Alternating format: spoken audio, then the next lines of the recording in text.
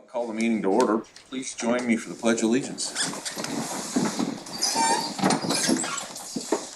I Pledge allegiance to the flag of the United States of America and to the republic for which it stands, one nation under God, indivisible, with liberty and justice for all.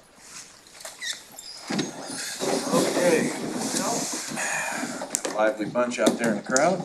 Our first order of business today is to elect a chair for our annual budget committee. So I would move to nominate Katie Jones. Second that? we have a motion and a second. Any other? Take a vote on that. Commissioner Freeman. Yes. Chair Nelson. Yes. Mr. Johnson. Aye. Mr. Boyce. Aye. Katie. Accept. I guess I have to. Yes. Chair votes aye. I guess that's you. It's all you. Okay. Slide the chair.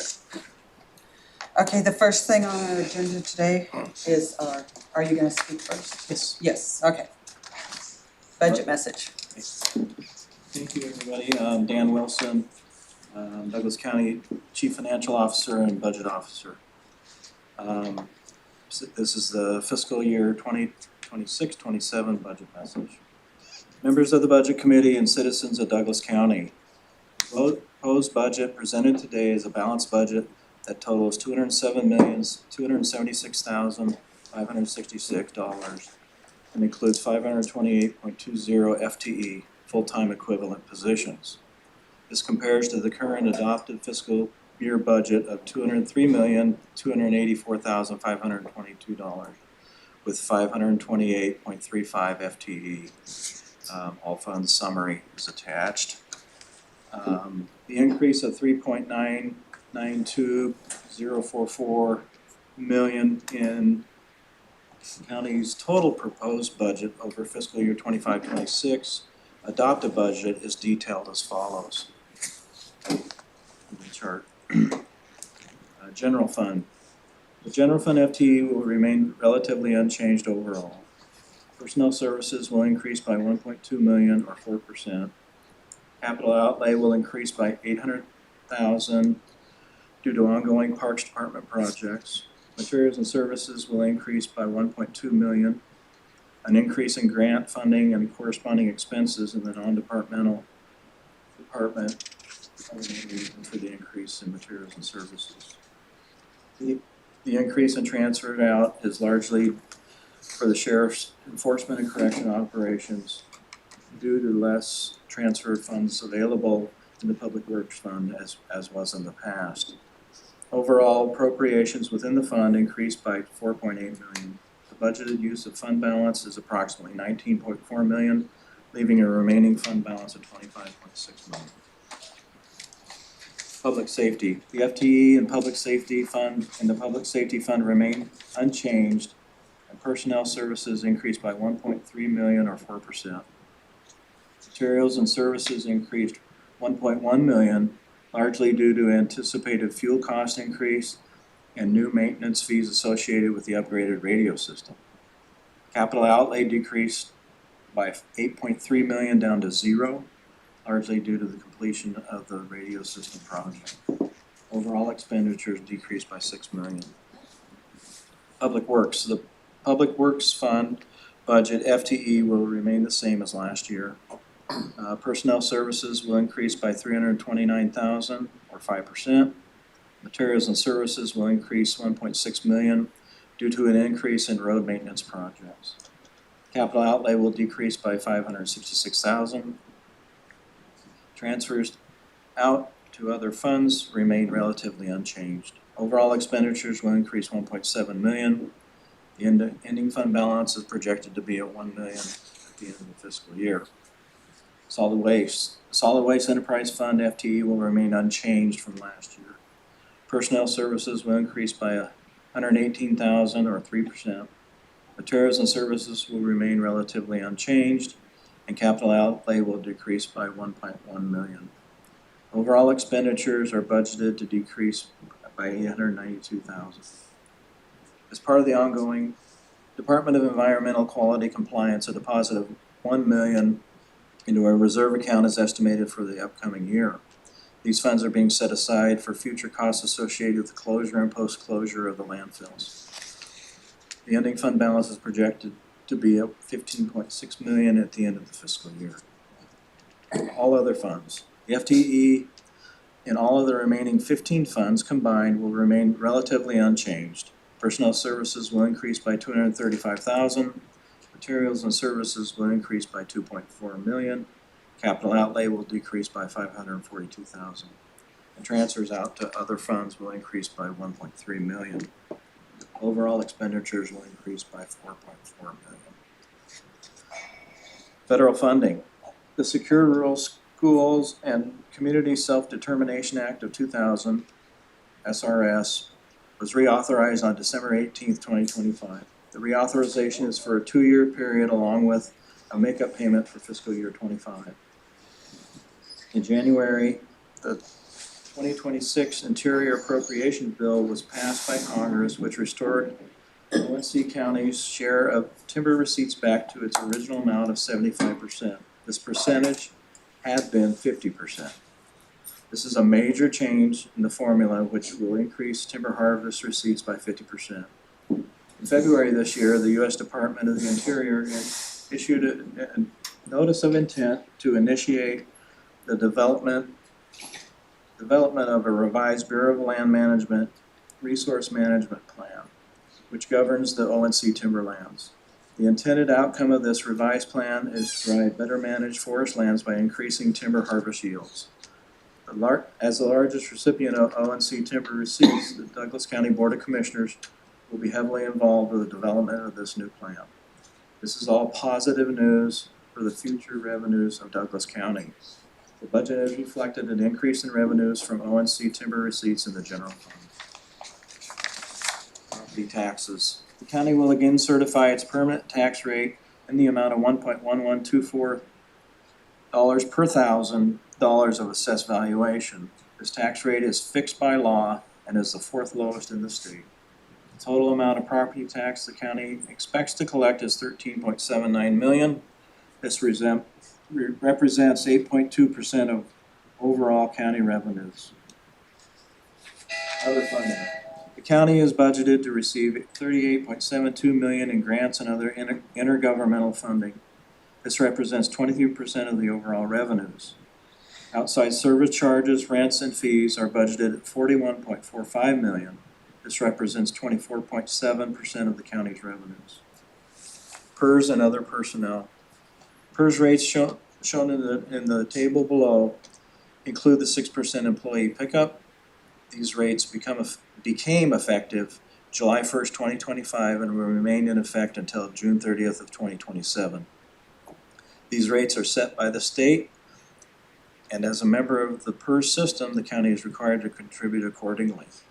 PERS costs will total $20.5 million countywide.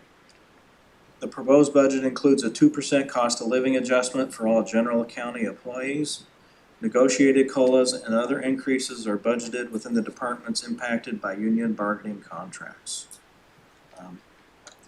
The proposed budget document includes a general information section, a summary section, a separate detail section for general fund, public safety fund, health and social services fund, and public works fund, and another fund section which contains detailed information on all other county funds. Again, producing a budget is a collaborative effort. I would like to thank the budget committee, county departments, and my staff for their contribution. Respectfully submitted. Thank you. Do you have any comments? Well done. Are we ready to move on? Next on the agenda will be tab 26, the Public Safety Fund, John Hanlon.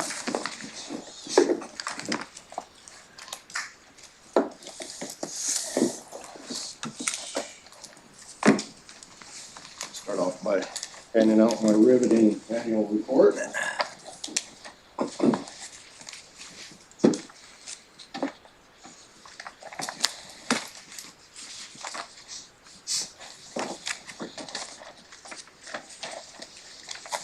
sir. Thank you, Sheriff. In the future, John, can we get these when we get the budget books? Because we get them the day of, we don't have time to. Yeah, Yeah. if we could get them when we pick up the budget books, I think that would be helpful. Not so many questions.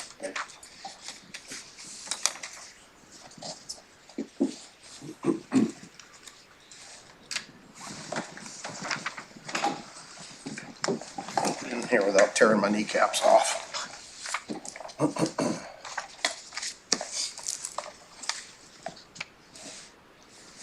Well, good morning, Commissioners and members of the Budget Committee. John Hanlon, Douglas County Sheriff. The public safety budget you have before you reflects a status quo budget as directed by the Board of Commissioners. Over the past several years, the Board of Commissioners and this Budget Committee have strived to keep our public safety services at adequate levels. I again want to thank each of you for prioritizing public safety, recognizing the importance of public safety in our communities, and supporting a budget for the Sheriff's Office that allows us to maintain adequate service levels, both in patrol and in our county jail. Again, thank you for your valued support and for making these tough decisions. We made it through a rather busy year last year. I'll just talk for a second about this last year's budget and some of our accomplishments. We completed our RFP for jail food services. So we transitioned to a new provider of meals in the jail. We transitioned our jail medical services from one company that was starting to lose ground in the Pacific Northwest, and the services we didn't feel were where they should be, and so we went out for RFP, and we ended up securing a contract with MedTrust for our medical services in the jail. And then also we ratified our union contracts, which are good through the end of fiscal year 26-27. Over the past year, we've made progress in filling open positions across all of the divisions. We've seen a slight increase recently in qualified applicants, which obviously leaves us hopeful that we can fill the remaining vacant positions this coming year. That said, due to being short-staffed this past year, we have seen an increase in overtime costs in order to maintain service levels. This year's public safety budget, if passed, would continue to provide the same level of services as last year. The budget represents a 2% increase over last fiscal year's budget. I want to just talk briefly about some of the trends that we are experiencing here in Douglas County. We continue to see higher than normal levels, or I don't know what is normal anymore, higher than average levels of mental health issues, both in the community and in our jail. We are continuing to deal with homelessness issues. Obviously, the biggest problem with homelessness is in the city of Roseburg and within the city limits, but we do have some homelessness out in the county as well. Most of that relates to motorhomes and RVs that are pulled out into private timber holdings and out into BLM Forest Service lands, and people are living out there. We've seen an increase really since COVID that we haven't really quite recovered from, and that's in just generally poor driving behaviors. And when I say poor driving behaviors, I mean people are speeding. There's a lot of distracted driving. People are driving while they're on their cell phones. Those sorts of violations and driving behaviors that are unsafe behaviors for the community. And historically, before we got so busy with calls for service, we could address those issues more effectively. But the deputies and police officers in Roseburg as well are really every day responding from call to call to call, and they just don't have the amount of time available to sit and watch for traffic violations that they once did. We've seen well, actually, the drug-related crimes are kind of holding their own. We haven't necessarily seen an increase in drug crimes, but we certainly still have a large percentage of the crimes that do occur, whether it be burglaries or thefts, and those sort of things are driven by drug addiction and people that are addicted to controlled substances. We've already seen 4 homicides since the new year. I think our average over the past several years has been about 6 homicides per year. So we're already pushing up against that average. One, of course, was a heinous murder of an infant. So that's somewhat troubling as well. We've seen an increase in standoff and barricaded subject calls, suspects threatening to use violence against the police or against members of the public. Don't quite know why. Just seems to be society and the degradation of society in general, but seems like anymore when individuals know they're going to get arrested, rather than owning that and going peacefully, they tend to want to stand off and not allow us to take them into custody. And at times they're threatening violent use of violence against us. So we've had a slight increase in our tactical response team and our hostage negotiations team call outs. And then one other thing I will mention is in dispatch in the 911 center, we've seen a pretty significant increase in calls for service down there, both emergency and non-emergency. And again, a lot of that may have to do with the fact that we have a lot of people with mental health issues living on the streets and needing help or causing problems. So that's the only explanation I can really come up with for calls for service out in dispatch. So all that said, our budget for public safety is $33,995,832. That's an increase of $826,000 over last year's budget, which is primarily as a result of personnel cost increases. With that, I will answer any questions. Do we have any questions? Real quick, if I may. Yes. Sheriff, thank you for your report and presenting your budget. You mentioned mental health problems multiple times in your presentation. One of the things that seems to kind of go hand in hand is the drug addiction and mental health issues. And I'm curious from your perspective, if I were to describe a lot of the homeless people you deal with as either mentally ill and using drugs to treat their mental illness, or they used a bunch of drugs and now they've become mentally ill, they're kind of co-occurring. Is that kind of what you see?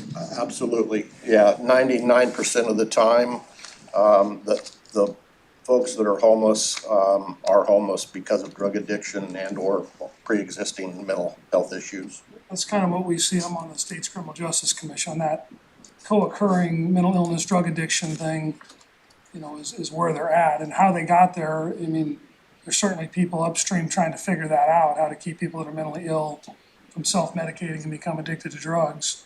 But again, the flip side of that is if you do drugs long enough and take enough of them, you become mentally ill. So, where they're at on the ground is that co-occurring mental illness, drug addiction problem. So I think that transfers into law enforcement. I think to kind of highlight that idea is the Douglas Interagency Narcotics team recently did some undercover work in the homeless camp and staged some property near the camp that individuals were then going and stealing that property. And when they got contacted by the police, I think 9 out of 10 of them or better had controlled substances on their person. Thank you. one quick comment you made, and you and I have had this discussion before, but you brought it up today, and I'm glad you did. It was the fact that you said something about during COVID, you saw a rise in like traffic violations, that kind of thing, and I think it goes to show how quick we, basic tenets of society break down when there is not law enforcement. I mean, it doesn't take long, and so. And I feel for you the fact that you guys have so many calls that you can't go out. I just, want to never forget that we've got to do that, or it's just one cascading domino after another. Right. Yeah, I remind the guys of that, regularly. Personally, myself, on my drive to and from the office every day, it's not uncommon for me to stop somebody for speed, or if I see them, playing on their phone while they're driving. I can't tell you how many times I've pulled people over for that as well, and that's just on my drive, to and from work. That's only a couple miles from here, and so I don't know. I mean, in the perfect world, we would have a traffic team that we could, dedicate their time and effort to nothing but addressing those issues.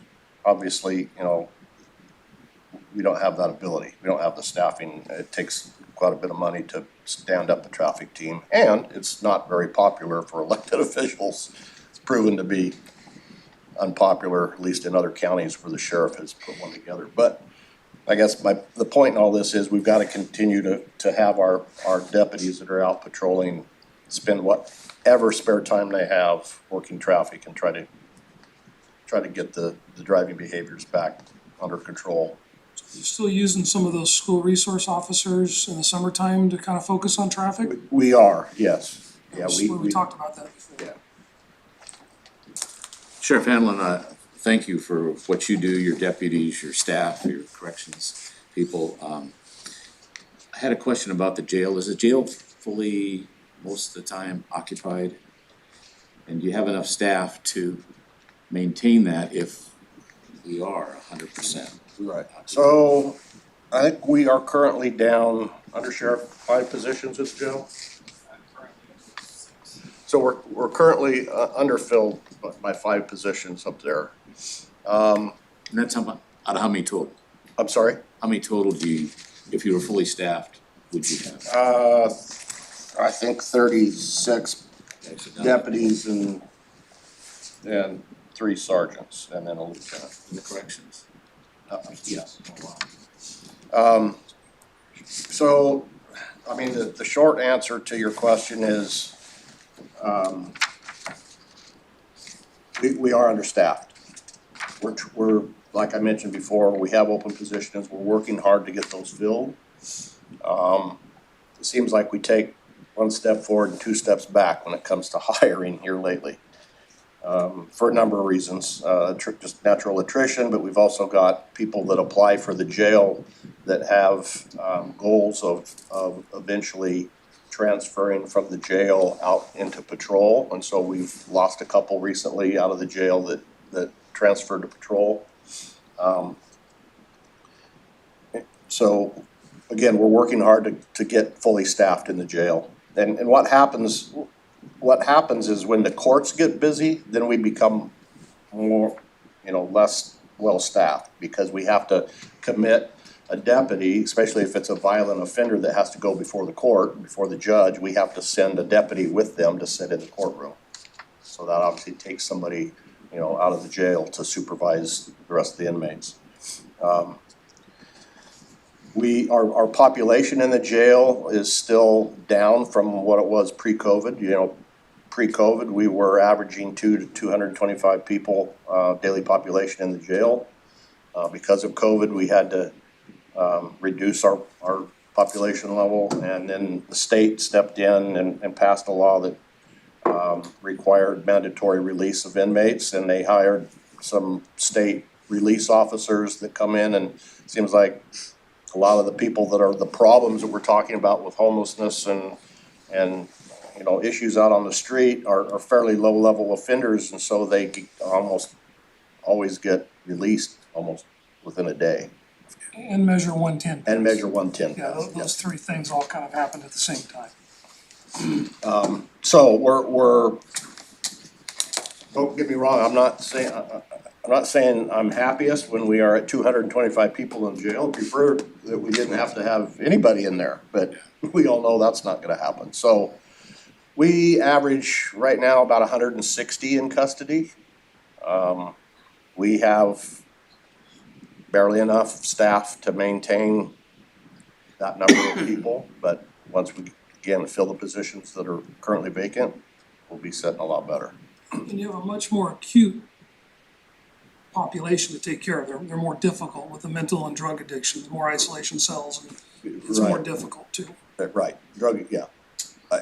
It used to, well, here's another example of some of the, problems surrounding mental health. And the population in the jail seems to be increasing with mental health, clients. We took one of the pods, in the general population of the jail. It's what we call it, there's a day room, and within that day room, there's 8 to 10 cells that each have their own door, so you can lock them up in their own cell. We turned one of those pods into an ISO cell for mental health custodies, because we ran out of isolation cells down in intake. So that helped us, keep people with mental health issues away from one another, because they don't tend to get along. Kind of a side note to your question, Tom, I'm sorry, but Less people, but more work. Sheriff, I had 2 questions for you. yeah.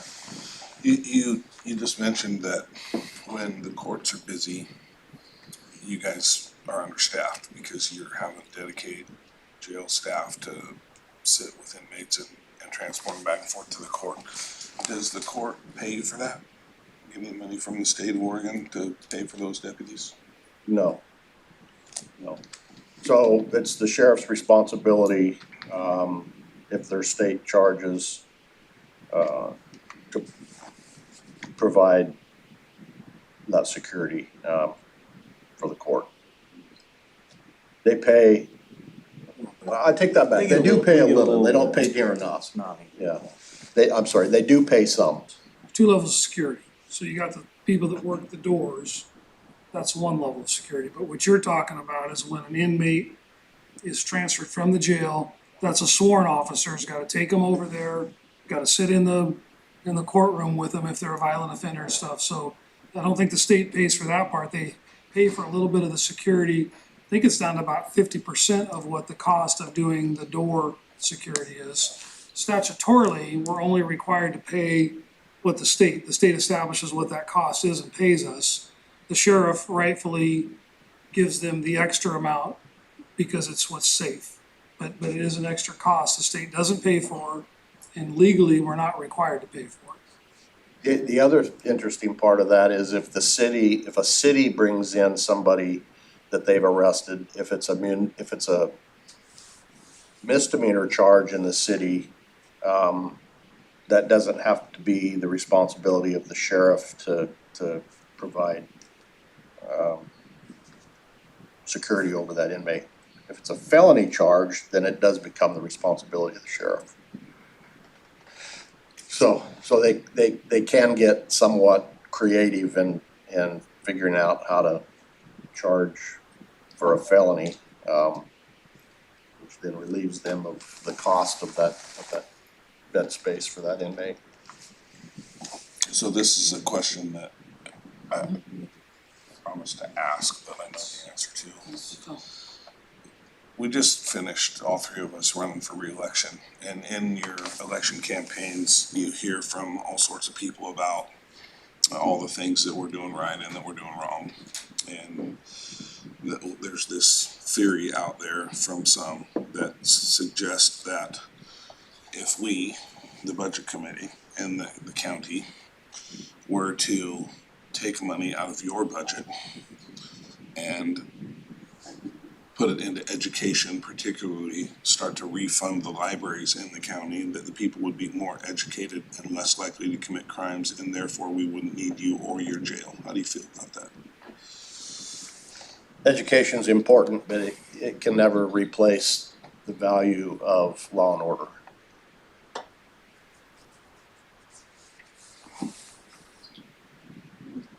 Any other comments, questions? Ready for a motion? I move tentatively approve the chair's budget as presented. A second? Have a motion and a second. All those in favor, do we need any more comments or all those ready for a vote? All those in favor? Aye. Motion passed.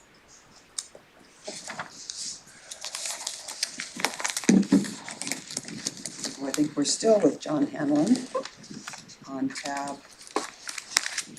29. 911 communications and dispatch. Communications. So Douglas County Emergency Communications 911. We are still operating with one communications manager. We have 4 supervisors that are the equivalent of sergeants, let's say, in patrol. And we have 16 full-time communications officers. The budget for the 911 center is proposed at $2,637,077.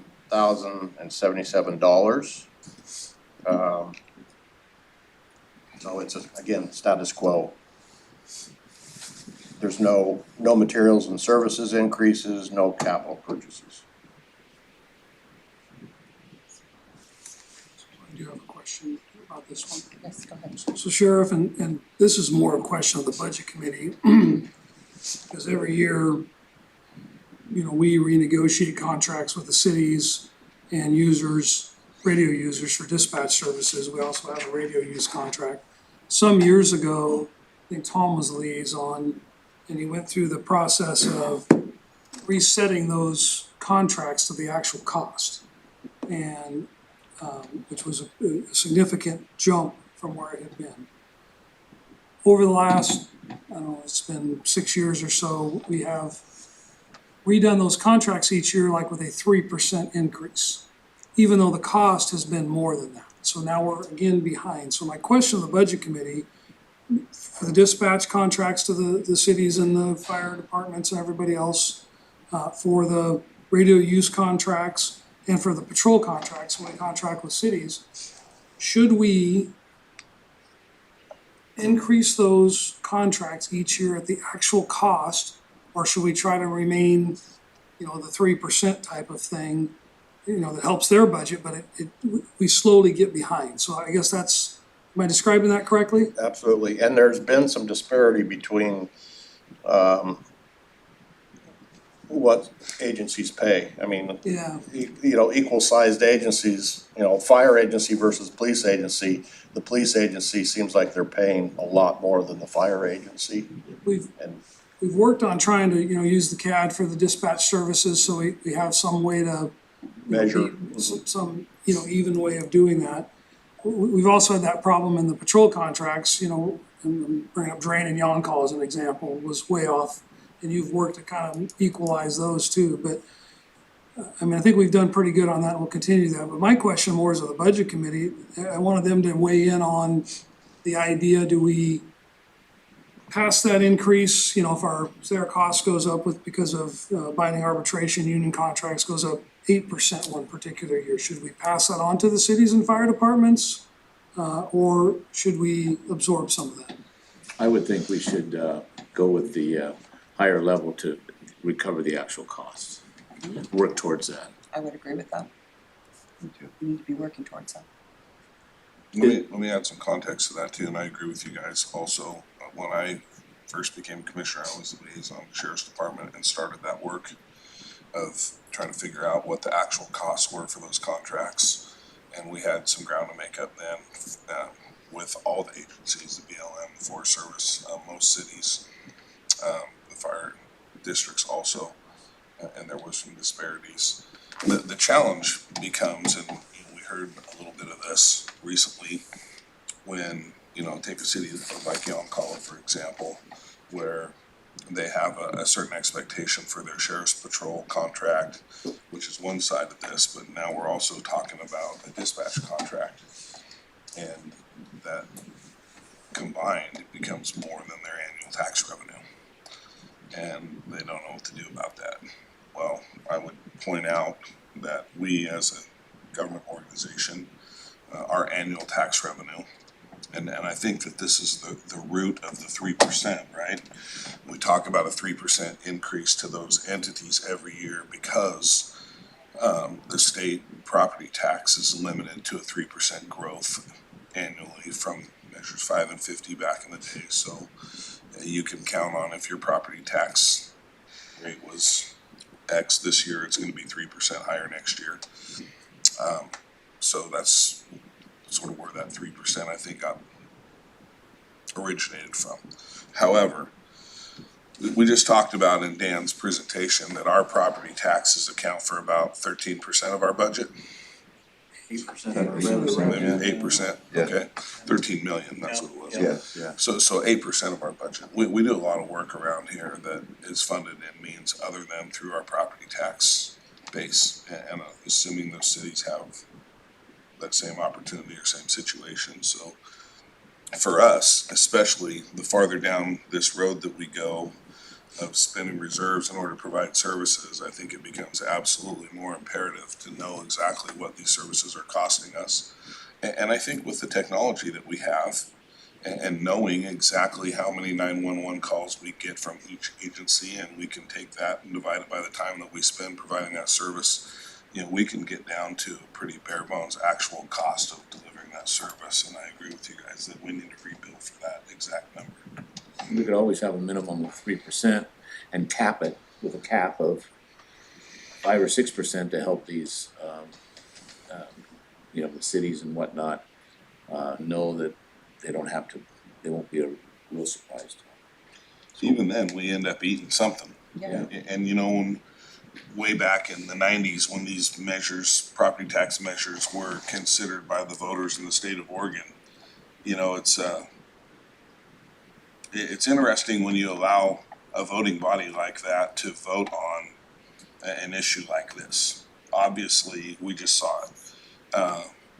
And I voted no, by the way, but the state turned out overwhelmingly and voted down a new gas tax. Well, they also voted back in the 90s to limit property value growth to 3% a year and put that cap on local governments. But we've seen inflation numerous times over that. So as your government agency who's tasked with providing services to the public, knowing that our revenue is going to be capped at 3%, but our cost of delivering services is 9%, we have no choice at some point but to limit the amount of services we provide. Just gonna mention, we're one of the least affected counties by the cap because we're one of the lowest tax rates. Right. So, you know, even if you sort of looked at what you would have to do to get the property tax equal to what, you know, the timber revenue is and is gonna be in the future, there's really no comparison, so. Sure. And you're absolutely right. And in a world though where the majority of the public believes that all the services are paid for by their taxes. Yeah. It's a different situation. We can see in the budget less than half the sheriff's budget. Right. Just, while I agree with, we should keep up and we should charge them, a couple things to point out that I don't know that have got resolved. It's been a long time since I did work on these contracts, but I remember there was two issues. One thing is that they want them timely. So in order, we've got to figure out a mechanism to where we know those costs such that they can get it in their budgets. That was always an issue. We're almost a year behind on that for them. So we may either run behind or we're gonna have to figure out a better estimate of doing it ahead. I know that. And then the second issue is that, I don't know if we ever fixed in the CAD thing, but particularly on the fire agencies, we were kind of double showing the CAD numbers. So it was difficult they were showing up twice, and not just once. So we were, you know, we had to continually adjust their You mean twice as far as showing up on the fire side and on the law enforcement side? No, it was typically a problem when especially these agencies that had a EMS component to them too, because it would call it out twice. Oh. And they were getting billed twice for one call out. I don't know if that's still the case or, those are issues that, while I agree with what we do, we need to make sure we got that right. Do we, so we, am I clear, and we do a 3% annual increase, is that pretty much what we've Yeah. set to do Maybe. at this point? That's what we've done. That's what's been budgeted. Is there a way, cause I agree to get it to them timely, is there a way we could do a 10-year cost average, that's a running 10-year cost average where we can give them that increase based on what the increase, or what the cost increase have been over the last 10 years, you do an annual average, would that? Yeah, we could certainly do that. One of the challenges you have with this particular service is many of these employees are in strike prohibited bargaining units. So, predicting, what that negotiation and cost increase is gonna be is a little hard. I mean, we can certainly look at historical trends and come a lot closer than 3%. I think we can do that. I think that's a good idea, but, I think if we did that along with, the actuals and make adjustments, because again, I think if you look back from when we got caught up to now, I would guess we're 15% behind. Yeah, but even if we were a year behind on our action, we'd be ahead of where we are now. Yeah, we could even look at what it was true. last year, then Yeah. do it for the next year and give them Yeah, plenty of that's head true. notice. And I think that's what we'll do this year. We've done the contracts Yeah. for this year, so I think, with the direction of the budget committee leading up to next year, what we can certainly do it early, and we'll know, kind of what this year's costs are, and we can work with everybody to know ahead of time. That's really what I was looking for, so thank you. Any other comments? Questions? Do I hear a motion? I would move to tentatively approve the communications 911 and dispatch budget as presented. Second? All those in favor? Alright. Any opposed? Hearing none, that motion passes. Going to tab 41, also Joan Hanlon. Dog control fund. Dog control. Lone Ranger. So, dog control, we have two positions budgeted, but we have been operating with just one.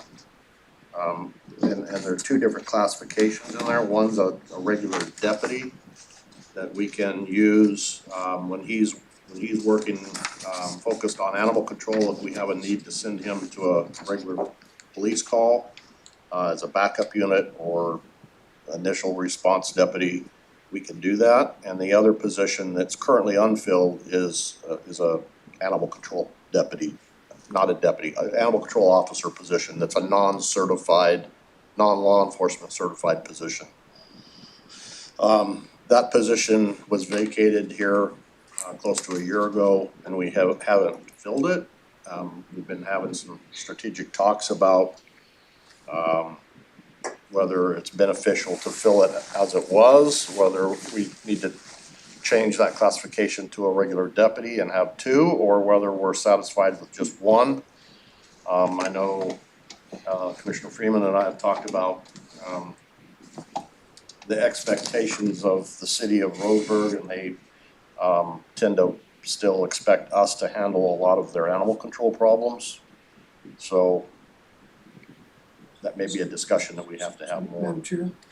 So part of the problem, again, that this is a great budget committee discussion, is we, the county, many years ago, the Board of Commissioners, passed an ordinance and we became sort of the dog control folks. We do the licensing, and as you can see from your budget, they're projecting, just under $80,000 of revenue from dog licenses. And for that, places like the city of Roseburg, if you call with a dog complaint or a problem with a dog, they say call the county. So we've taken this responsibility on with very little revenue to take care of the problem. So you know, the conversation really is, should we continue to be in that role of the whole county, including within the cities, and try to do all that work with that little bit of revenue? Or should we, you know, maybe back up from that and have an expectation that some of these other law enforcement agencies would have some of that responsibility within their jurisdictions? So my question is, if we have a sheriff deputy doing part of that responsibility for the county, then why don't each city have a sheriff doing that responsibility for each city? Because our ordinance says we're gonna collect the money for dog licenses, therefore we're gonna do it. You know, like I say, back in the day, it made sense for, you know, I wasn't here, of course, when the commissioners did that, but it made sense for there to be one place to go get your dog license, and the county took on that responsibility for everybody. And historically, when the county had plenty of revenue, that was a very nice service that they were able to provide, you know, for the entire county, regardless if it was in a city limit or not. But over time, what's happened is the revenue has not come close to keeping up with even one, you know, it's about half of what a deputy is to take care of that work. So again, the question is, you know, from a budget committee standpoint, you know, we don't have to do this at a policy level, but hearing your guys' opinion is important. You know, should we continue to provide that service throughout and that expectation, or should we look for a way to alter that ordinance to where there would be some expectation from the other law enforcement agencies to help with that? So, with these dogs license fees at $79,500, how many dogs are unlicensed? Over 50%? Over 70%? A lot. Yeah, I easily over 50%, I'm guessing. Guess over 50, but I'm just wondering if it's over 70. Yeah. Probably not, Probably not. but I mean, that's a guess.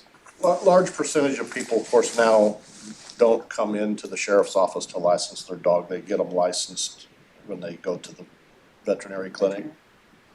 So, So the veterinary clinics can sell a dog's license now? yes, yes.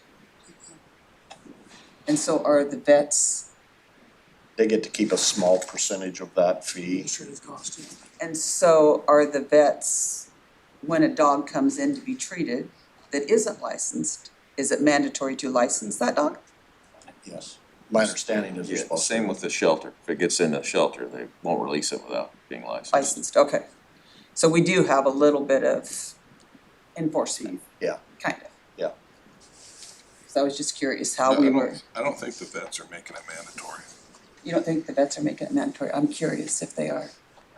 They're supposed to, but I'm like Commissioner Boyce. I would imagine some of them don't wanna drive business away by saying you have to pay this. Your county dog isn't licensed, so here's your fee and your dog's license fee.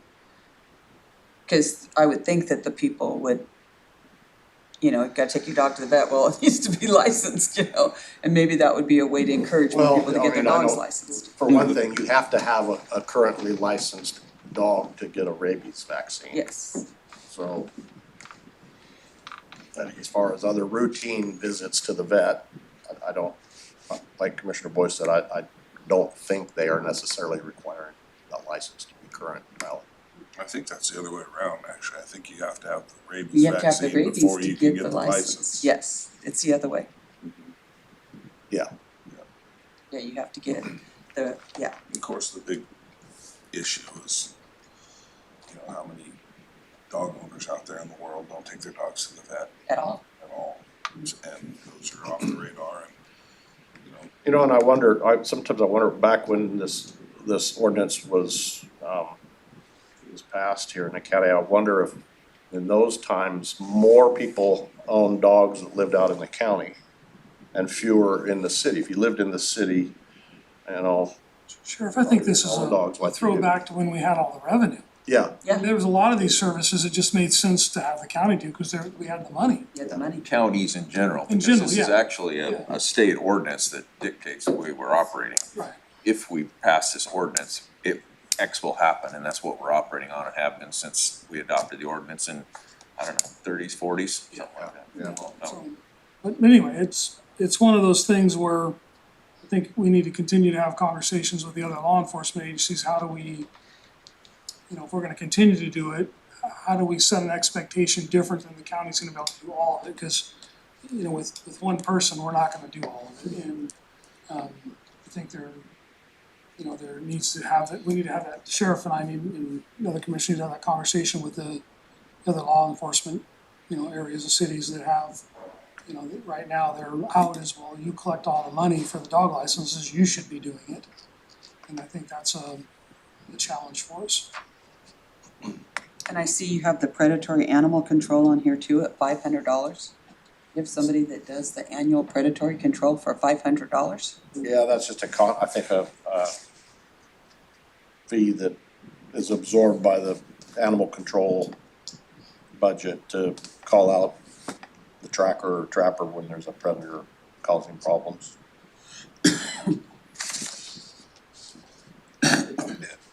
Strangely enough, the guy that we have, the deputy that we have in the animal control position used to be a predator control guy, so he's able to do some of that work himself. And that, he wasn't a county employee. No. Predator control's not a county function. Right. They call him a county trapper, so I'm guessing at one point in time it must have been a county operation, We right, used to years have a ago. county I think trapper. it was, yeah. I They think- still call it the county trapper, but it's Right. it's a USDA employee. Okay, so we're just contributing $500 to the USDA trapper, is that what you're saying? Contribute a lot more than that. That's what I'm wondering. Well, I'm That's thinking this 500 out of number's. his budget. Oh, it's just 500 out of your budget, okay, because I'm thinking that's not gonna be covered, $500 No. isn't gonna cover that expense, so it That'll looks be a like. different fund we're coming to. Okay, gotcha. Okay, I'm thinking that this is a fake number or something. Okay, any, other comments? Do I hear a motion? I'd move to tentatively approve the dog control fund budget as tentatively presented. I'll second. Hearing a motion and a second, all those in favor say aye. Aye. Any opposed? Hearing none, motion carries. And I'd like to make a comment that we do that research to check on that. And we Okay, might be able to change the ordinance in some way. correct. Moving on to tab 28. Which is also. I think I'm good. Is that you? Thank you, Sheriff. You're good. Oh, no, it's. Thanks, Sheriff. Thank you. Thank you for your service.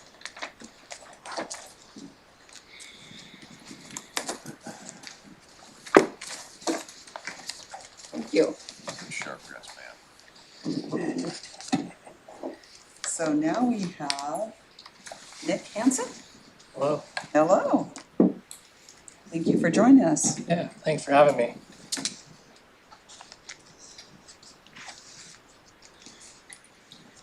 So good morning, Budget Committee, Commissioners. Nick Hansen. I'm a lieutenant with the Douglas County Sheriff's Office, and I'm currently assigned as the commander of the DENT team. Rick MacArthur retired this year, so I was fortunate enough to take up the work that he's started. So the budget before you is a status quo budget as well. Just to start, as most of you are probably aware, DENT is an interagency task force, started in 1989. And fortunately for our county has been intact since its inception, and has had very good success. So what that means is we have participating agencies from the Douglas County Sheriff's Office, to include 7 total positions. The Roseburg Police Department, they budget for 2. Currently, they don't have anyone assigned due to staffing. The Oregon State Police, they budget for 1 detective. It is also currently vacant. We had an unexpected passing of our detective, but they do plan to fill that, I believe, in August is the information that's being relayed to us. We have a special agent from the Bureau of Land Management. We have a prosecutor from the Douglas County District Attorney's Office. And then we have 2 intel analysts from the Counter Drug Task Force of National Guard. And then we also use county counsel for our forfeiture program. She's about 5% of our stuff, but she's very valuable. So those positions you won't see reflected in our budget, as those salaries are paid by the parent participating agencies. But what DENT does cover is the overtime, the vehicle costs, the extra funds that need to support those positions. Working with Winston. What's that? And you're working with Winston. Yes, we are working on a contract to have a Winston officer join the task force. It is still in the stages of approval, so it is not reflected in this budget. But once it's approved, obviously, we'll probably be requesting an adjustment that we've been talking to Dan about. So our revenues are budgeted to be $1,030,058. $215,000 of that is in asset forfeiture, and then we projected $15,000 in interest. I suspect that it'll be a higher amount of interest there. And then our intergovernment revenues, we have kind of the three big revenues from that versus the Criminal Justice Commission. Commissioner Freeman deserves a lot of recognition for the revenue that we received from this commission.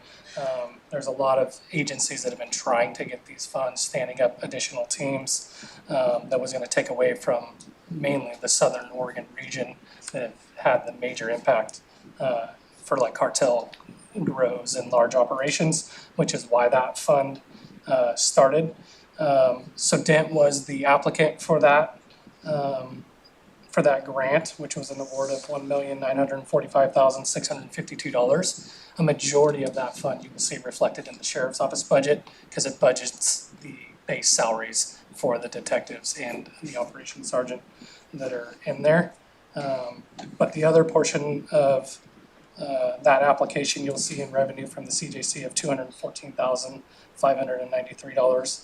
That is for personnel for ourselves, and then overtime, equipment, training, and fuel. The other revenue stream that you see on there is HIDA. So Dent was, I think we're one of 16 counties, maybe 13, because it's an Oregon-Idaho HIDA now. So it kind of messed me up because there's some Idaho participants. But Dent was awarded HIDA recognition in 2002. It's pretty significant because it provides us funds from Congress to support our initiative. And that revenue shows $300,465. HIDA is a little bit of a unique grant because it's a carryover grant, and then they operate on a calendar year. We obviously operate on a fiscal year, so we have a lot of crossover. So those will be multiple HIDA years or HIDA grant years within our current budget. And then you have the alcohol tax there at $300,000. And then to note, there is no general fund transfer in our budget for this current year. Our expenses are projected to be $1,535,289. $602,999 is for personnel. Again, that covers overtime. We have 4 support staff that are employees of Dent.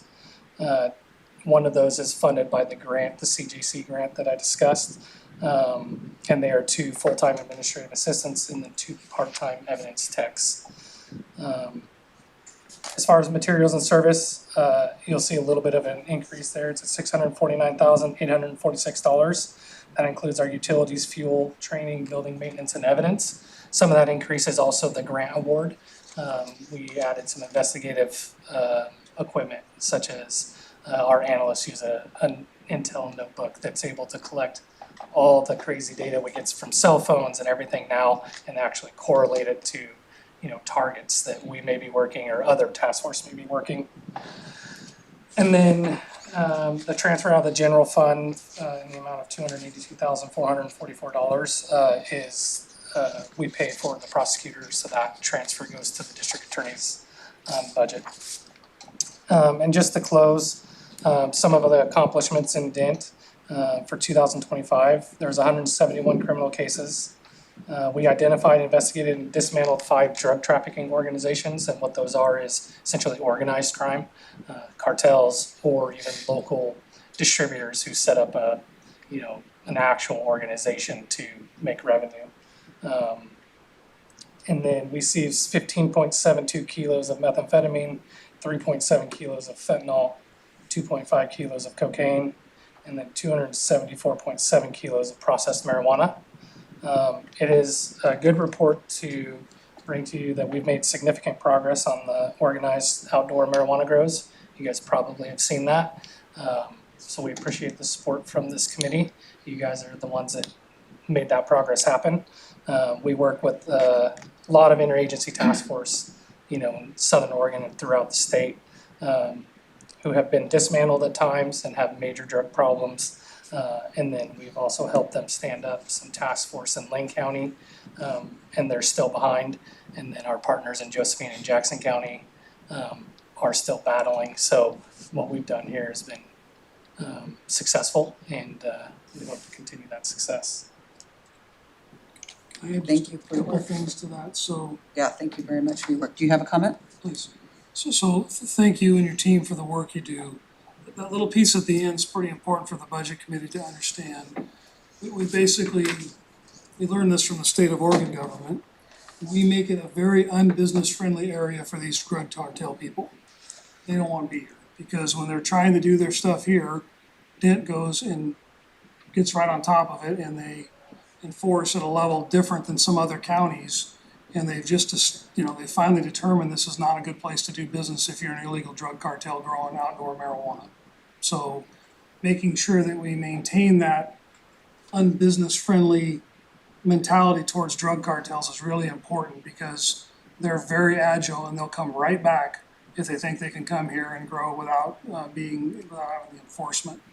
Counties just to the south of us approach it differently than Nick and his team do, and they're still having quite a bit of problems down there. But we have really changed the environment here for those cartel illegal outdoor grows, and they just decided to go somewhere else. I have a question. This grant, it looks like it goes up each year. Is there a percentage it goes up, or is that how much you apply for? So, a combination thereof. So I spoke about Commissioner Freeman's work. So we applied for, I believe, more this year because if I recall correctly, the prior commander, I helped him on this, but he knows it much better, is I think that was for a shorter period of time, that grant period, so the request amount was less for personnel, and then this was actually for their grant funds until August of 27, so it was a little bit longer period of time, so personnel costs, so our ask went up. And then through the work, the commission, they were actually gonna reduce our ask significantly. We were gonna get, well, you would know better, but it was very, About 850,000 less. yeah. And so we actually were awarded, I think, the number one amount. So they still reduced our ask, but we were We're number awarded the highest amount. 3. Or were we 3? Yeah, Jackson, Josephine, and us, but what's happening, switching hats, so I'm on the Criminal Justice Commission for the state of Oregon. For a variety of reasons, it was more challenging this year.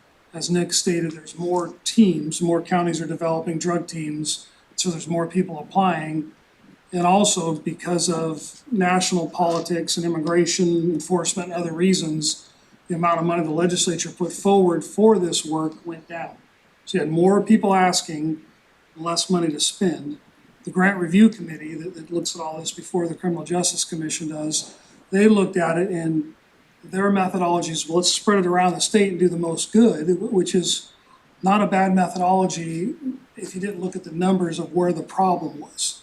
So we went back with the help of the Dent team and actually got all the numbers for the different counties, and I showed how much money was being asked for versus how many pounds or plants per county were being confiscated and enforced on. And Josephine, Jackson, and Douglas were 86% of all the plants. And in the year we looked at, Douglas County, and the number of plants eradicated was over 50% of the whole state. So I kind of redid the numbers and presented to the Criminal Justice Commission and got their approval to send it back to staff to allocate the dollars where they would do the most good for the purpose the dollars were being allocated from the legislature for, and that was for this illegal marijuana growing problem. And so they reallocated, redid the money, and that it moved. Like I said, I think Douglas County was about 850,000 more. Jackson County was over $1 million, and Josephine County was right at $1 million. So it changed the money here in Southern Oregon back to where the biggest problem is. And it did fund other areas, just not everywhere else. So, anyway. Thank you for that work. And I think our CJC ask is pretty similar, at least on the dent budget side. We did have an increase in HIDA, and we did increase our ask for that, just for, we have lease vehicles, so people don't know what we drive. Those costs have gone up significantly, fuel's gone up significantly, so we do ask for a little bit more there. Yes. So, Yes. again, yeah, it's interesting doing this job and running for reelection to do the job more while you're doing the job. But one of the things that we heard out there was, we've been commissioners for a long time and we haven't done anything. But this is a program that we've invested heavily in. And when you first think about the process of marijuana legalization in the state of Oregon and the chaos that soon erupted statewide after that, we literally had marijuana grows everywhere. Everyone had one in their neighbor's backyard, and it was on every piece of vacant agricultural property, and it was up in the mountains, and it was everywhere. There was water control issues and people stealing water and everything you can imagine happening, and the majority of all that was cartels that were coming in with trafficked human beings running these programs that resulted in environmental catastrophes and everything else you can think of. And you guys have done an outstanding job of leading the way in the state of Oregon of essentially eliminating it. You're hard pressed to find an illegal marijuana grow of any size in Douglas County today because of the work you guys do. But they're looking, we'll keep looking. And quite frankly, Nick, you know this better than anyone. You guys are never gonna run out of work to do, and that's unfortunate. But getting a handle on the marijuana issue that spiraled out of control very quickly here and sort of keeping that at bay has given you the opportunity to work on other drugs that are really more of a hazard to the public. The fentanyl and the methamphetamine and the work that you guys have done on those is quite spectacular also. And without having that marijuana issue under control, you just simply wouldn't have the manpower or the time to invest in taking that next level and getting those real hard, serious drugs off the street either. So that's something that we have made a conscious decision to not only continue to support DENT, but to invest in it, to give you guys new facilities and things that you need in order to do this work. And it was a very conscious decision by this board to make sure that we lead the way in the state on this, and you guys have done a great job with it, and I appreciate it. Yeah, we appreciate it. And I just to echo Commissioner Kress said, when you back off, you see the hole open and people take that opportunity, and that is we had a dent team and we were effective, but we were overwhelmed, and the improvements, the ability now, there's nothing that we can't tackle, and we've designed a three-pronged approach really, and through asset forfeiture. We never stopped asset forfeiture. We had some case law that was overturned, rightfully so, but a lot of agencies stopped doing asset forfeiture during the limbo period of that. We didn't. We just figured out how to move forward. We did search warrants on the boss's houses in Bedford, Grants Pass. We're hitting their homes, and then we do prosecution. And so, they find out very quickly that it's inhospitable here. They're not just gonna get their plants cut down and have no recourse. So that's our success. It's a pretty easy success if anyone wants to follow it, and we recommend they do. So the new opioid synthetic, is it cyclorphine? Am I saying that right? Cyclorphine? I heard that one's supposed to be 10 times stronger than fentanyl. That's sort of the new emerging. Each time we think the worst of the worst is here, there's a new one coming out. So there's something worse than fentanyl coming. It's supposed to be 10 times stronger than fentanyl. Yeah, we've had a lot of, they're calling them designer drugs now. We're just getting a lot of intel on that. We had some stuff called ISO for a while. We did see some ISO here, which was another, synthetic type of opioid, very powerful. but it kind of went away quickly. But yeah, we are getting, you know, as the pressures are put on China and Mexico, you know, these cartels change tactics and use different drugs to get into the United States to make profits. So we are seeing those.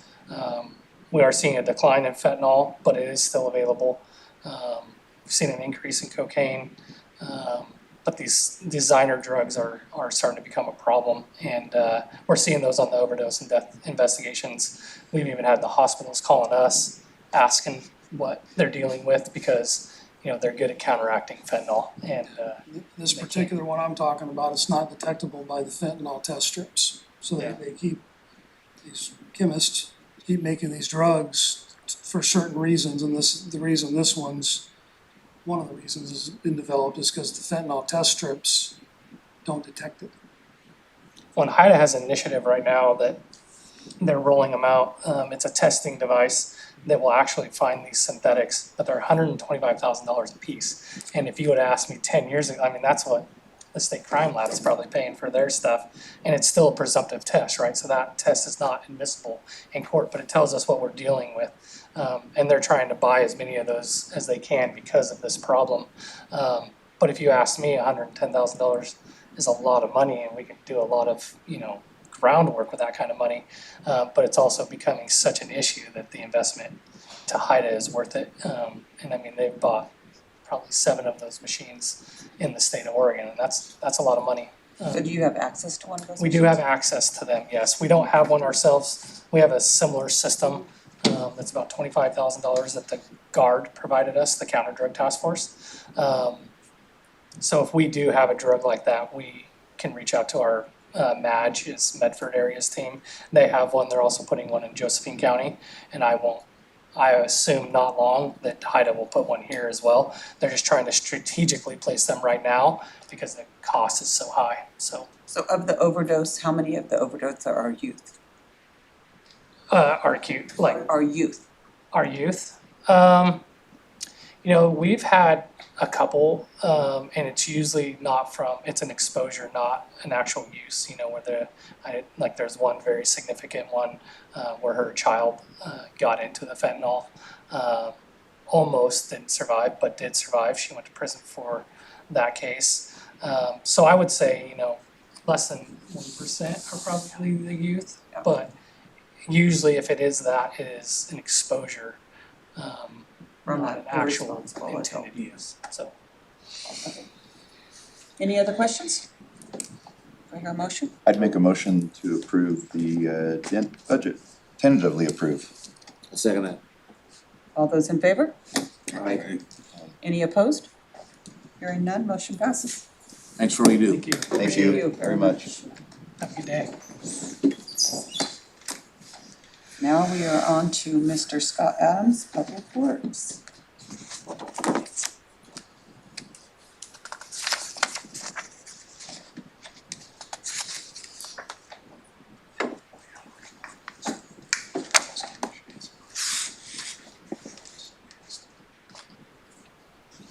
Good morning.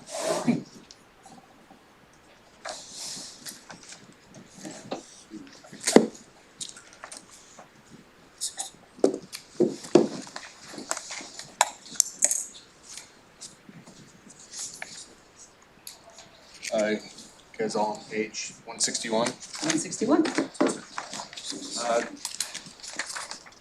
Good morning, Scott Adams, Public Works Director. Get you guys through my budget today. It's looks real similar to what we've done last year. It does show a bunch of projects in there. The over and under on the front page is realistically on the current revenues versus current expenditures is really a reflection of the projects that are loaded in and have been rolled up from the last couple years, and they continue to carry over. So those are, we'll talk about those as pieces of allocations. I'll kind of run through that. So no changes in FTE. We had last year we cut 2 FTE, which really affects our operations as we get smaller crews and lower manpower. We do bring temp flaggers in.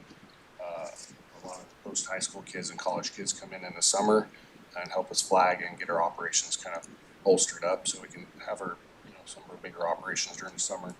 But we don't get those through the winter ops. So, but we did have a fairly mild winter. No huge issues this year. And that always helps us going into next year, but we're still working on stuff fiscally from the storm from last year. And I'll kind of talk about that a little bit as well. So FTE staying the same. We had a couple people retire. It really helped us out so we wouldn't have to, neck down or bottle down any positions this year, but we'll have to see how it looks for next year. We'll target that. So going into page 162, just jumping into the numbers. We are showing the SRS coming in at 4.9 million this year for a projected revenue. The state motor vehicle fees, which is our gas tax and registration fees that we get from ODOT, is we're targeting them around 11.5. We've been watching the forecast that ODOT gives forward, and it's been has a little ebbs and flows. We try to stay a little conservative on what we think they're going to bring because as fuel prices go up, people travel less, so there's less gallons being consumed, which is less tax revenue that comes in, and that directly relates to what revenues we see from that fund. The other intergovernmental revenues is the 4.1 million. That's IGAs and intergovernmental agreements that are bringing revenues in for projects for the most part. And then a placeholder for $1 million in the Title III for any Title III close out of bridges and projects, and I'll have a couple of projects I'll update on that as well. The rest of it will be a placeholder. So that's total revenues of $21,651,000. Moving down into what we're spending and the requirements, the personnel services grew a little bit from last year, 5%, or 7.5 million for personnel, and trying to hold a small percentage of growth. Like I said, I think we got fortunate with having some retirees, and so bringing some fresh staff in that is paid at a lower rate helped that number a little bit. We continue to monitor that. As we come into December, January, I start holding positions open and trying to target what's going to happen for the next season. So our materials and services are up $1.5 million. That is due to some asphalt and rock that we pushed into the contract and into that side, as well as a little extra fee in there for fuel. I'm not quite sure what fuel is going to bring next year, so we bumped that up as well, by a couple $100,000. So we'll move into capital outlay, and we'll go through the description on one of the future pages. But that's sitting at $8.5 million. You get down and a transfer out of the SRS funds of $4.9 million to the sheriff's office, brings our total requirements to $31,651,000. So if we get into some of the good stuff through highway, we get to page 167. That kind of goes through our capital projects and capital outlay and any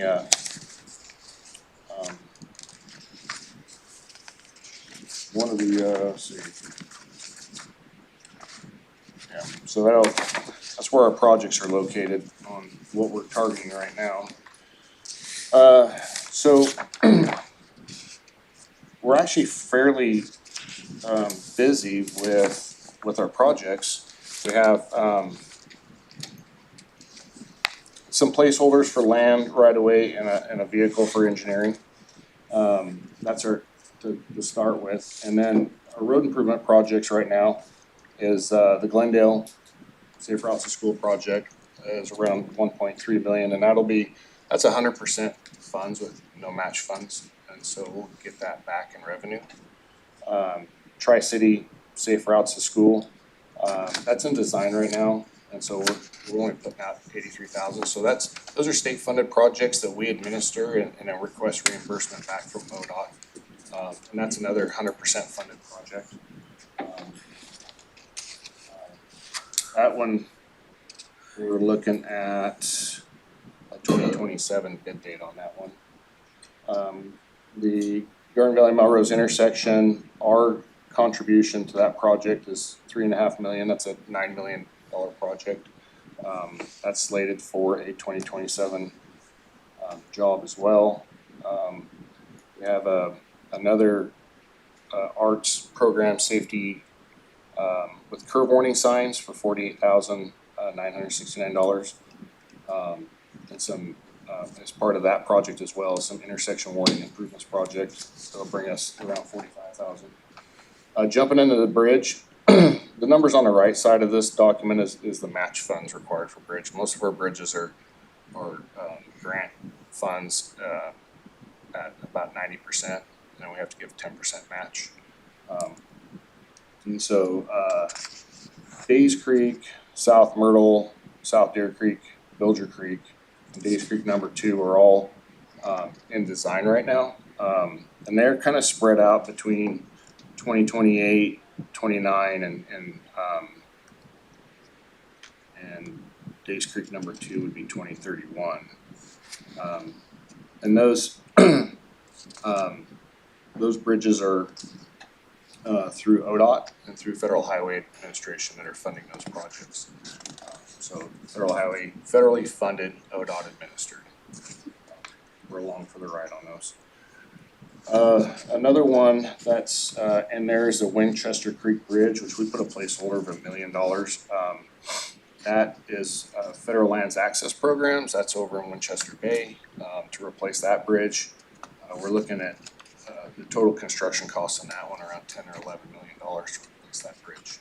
And that'll bring it up to being seismically functional for that area, as well as a little extra width, and bring it up to current structure that will handle most emergencies. I would say a tsunami might pressure it pretty good, but it'll bring it up to the biggest trigger for that bridge is why we got funded is there's a lot of through that program there's a lot of access down Winchester Bay and Salmon Harbor for that bridge, and this seismically dysfunctional right now. So if there's ever an earthquake in that area, that bridge would collapse. So this is a good thing for that bridge. So total of our projects we're kind of running right now is around $50 million of active grant projects. And a year or two ago we had some major bridges that had us up in that realm, with Concord and Oakland. Just kind of feeling like we were gonna slow down with projects, but the team has been hitting the grants pretty heavy and still has us up bringing a lot of good stuff into the county for roads and whatnot. So go ahead. Before we move away from the Title III stuff, can I make one quick comment? Sure. We sort of forget this. Some years ago, the Douglas County Board of Commissioners, the three of us, worked very hard, and we had to work with Congress to pass some legislation that expanded the use of Title III dollars. And we use the term, an act of Congress, sort of like getting your kids to clean their bedroom, but this literally required an act of Congress to change. And because Douglas County is the #1 receiver of secure rural schools, and Title III is a component of that, the restrictions had been much broader on Title III. They'd gotten tightened up, and when we got here, there was just a ton of money the county could not figure out how to spend through these Title III dollars that we had in reserve. So we worked very hard with Congress. Commissioner Boyce mentioned, not getting anything done. This was a big lift. We did get it done, and we were able to expand those uses. And specifically for the bridges, it was the category of Community Wildfire Protection Plan. So historically, you could do the planning, but then you couldn't use any of the money to do any of the projects the plan called for. So we tried to get the words implement the plan, but instead they put in carry out the plan. So we're able to use some of those dollars for these bridges. The other thing was in search and rescue, you could pay for missions, but not for training and equipment and patrols. And we added those three things in too on the search and rescue side. So, but specifically here for these Title III dollars where you're seeing them listed to be allocated for bridge replacements, these are bridges that are identified in the plan as important accesses for wildfire reasons, and specifically, you know, during the suppression efforts to make sure you can get equipment across these bridges to put fires out. So anyway, that's work that we did working with Congress, and the tip of that spear was right here, the three of us. So, And that is important work. Working on the wildfire. You've been out there where you had to drive around. We had to drive all the way Yeah, around yeah. to hours of delay to get to. I've used your specific example as we Yes. were lobbying and educating Congress on Hours of this. delay to get to the fire. It could have been put out much sooner. Yes. And we've been putting a lot of pressure on the corridors, you know, like for instance, the Days Creek route, you know, Days Creek Bridge, we've got both bridges on now, we've been putting a lot of pressure.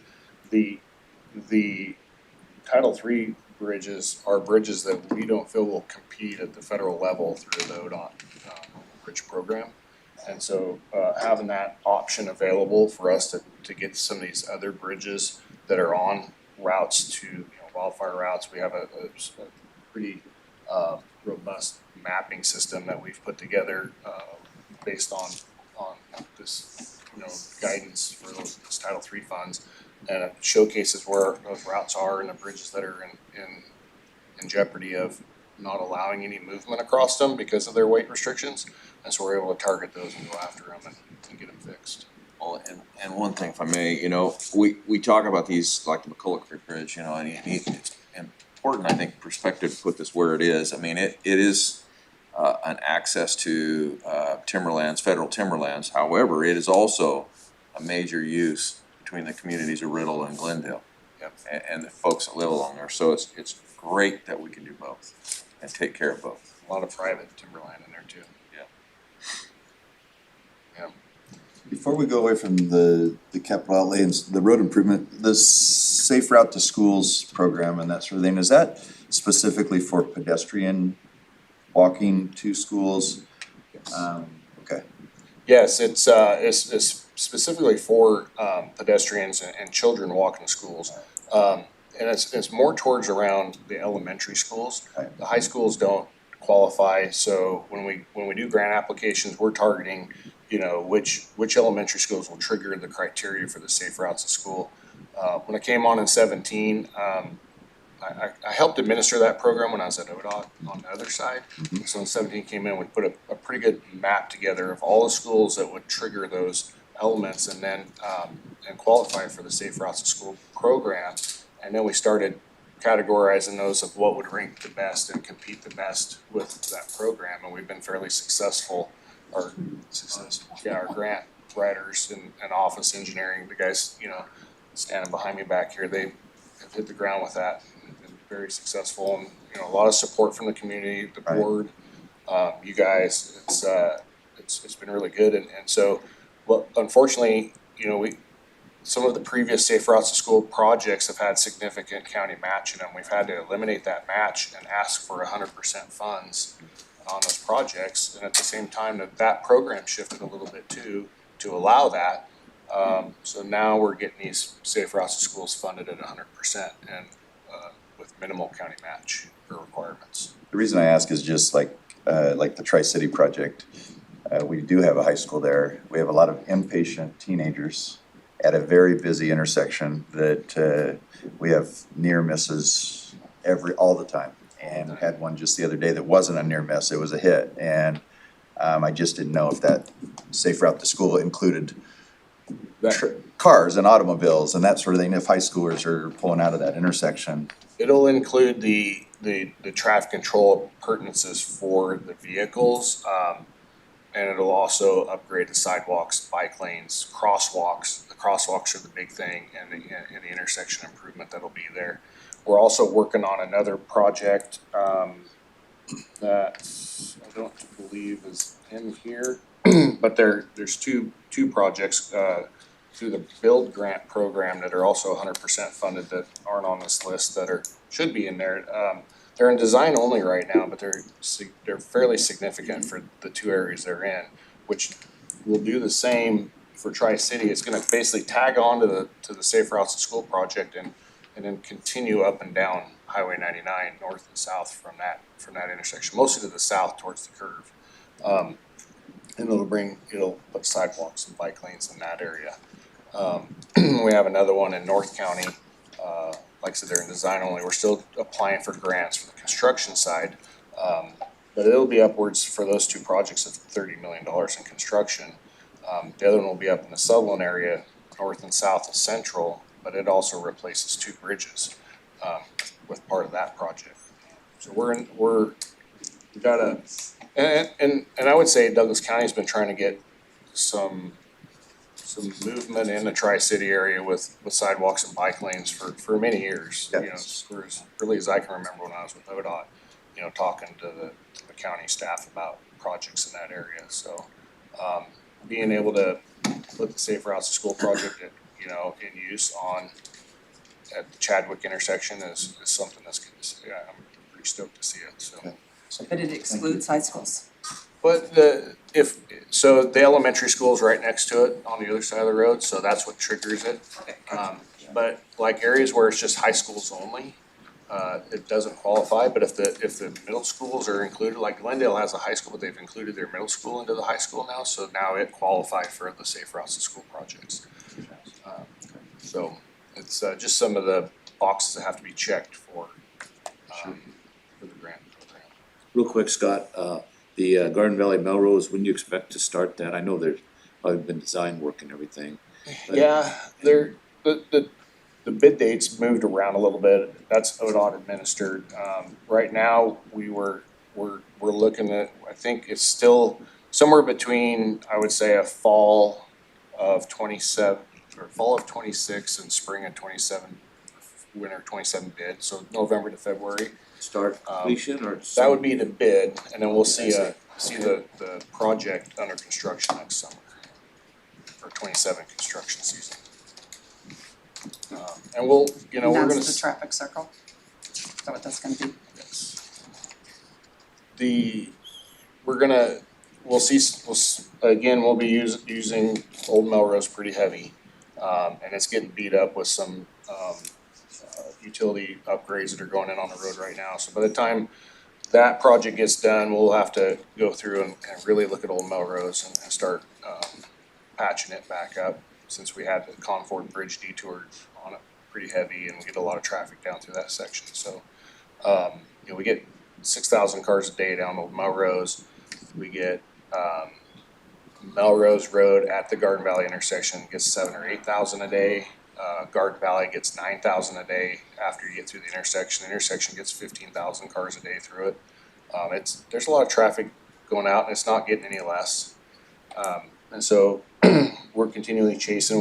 We have some traffic studies on further out on Garden Valley that we've worked on, to give some information back to us to try to strategize our future projects out there, and some things we can do to help some of the congestion and be out in front of those items. So, the only other thing I wanted to talk about real quick, which on Highway 171, page 171 is just the capital purchases for highway operations. The last two budgets is, we've basically deferred any capital expenditures for equipment. For the first couple of years I was here, we did some really good purchases, but our budgets and carryovers declined. So trying to get through last year and the year before and live within our means basically of what our revenues are based on our expenditures. But we felt this year we had enough left in there to get a couple of pieces of equipment. We really were under the gun during the rainstorm with our back truck. We ended up having to rent one, and we've pretty much had one on rent since then. Because of our vac flusher truck that flushes all the culverts and all the manholes. And so we have a flusher truck in here, and then the generators, our standby generators, are all our shops. We don't have any auxiliary power at the shops and the fuel sites. It's something I've been trying to get grants for to put in place for a while now, so we have standby backup power at these facilities. Because our guys are usually coming in when there isn't power and whatnot. So I have a couple of those and a trailer, so that's the only other capital. Otherwise, everything, is pretty status quo from. So you do have grants for the generators, or No. you're trying? We're still trying, but we threw money in the budget in case we don't get successful on them. So, Any other questions? I would move to tentatively approve the Public Works Fund that we've been in the operations and all that. Second. All those in favor? Aye. All those opposed? Hearing none, motion passes. all right, moving on to the Water Development Fund. It's page 203. Tab 47. Really, in this one, I'm gonna fly through this one really quick because there's not a whole lot in here, but this is the operation of Galesville and Berry Creek dams, water contracts, and the power generation at Galesville. FTE is not changing. We are dipping into our carryover every year and bleeding that out. One thing we did this year is there's some of those properties that are around some of our resource areas for natural resources has some timber available to pull off of it. So you'll see that the timber sales and revenue, which kind of bolsters us just a little bit. But otherwise, this really remains no change. In the past, we've talked about the power rate we're getting for the generation is a fifth of what it used to be on the dam. We have a FERC relicensure, Federal Energy Regulatory Commission, which is licensed. The Galesville's coming up here in a couple of years to start working on that. It's fairly expensive. But our natural resources team has some good things going on, and keeping the lights on down there. It's, they're fairly efficient at what they're doing. So I'll just kind of leave it at that. It's a small little team, but big dam. I would move to approve the water development, tentatively approve the Water Development Fund as presented. Do I have a second? I'll second. All those in favor? Aye. Any opposed? Hearing none, motion carries. Now on to Fleet Management Fund, tab 57.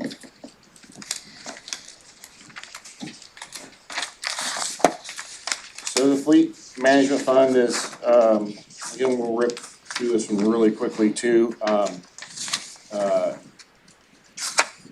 Really carrying status quo with our personnel from last year. We're not making any changes FTE wise. We're, bumping up the interdepartment charges a little bit from 5.3 to 5.8. And that's realistically to capture increased prices on parts and fuel. That's relatively the two drivers in a fleet program. Those are revenues that we bring in from other departments across the county.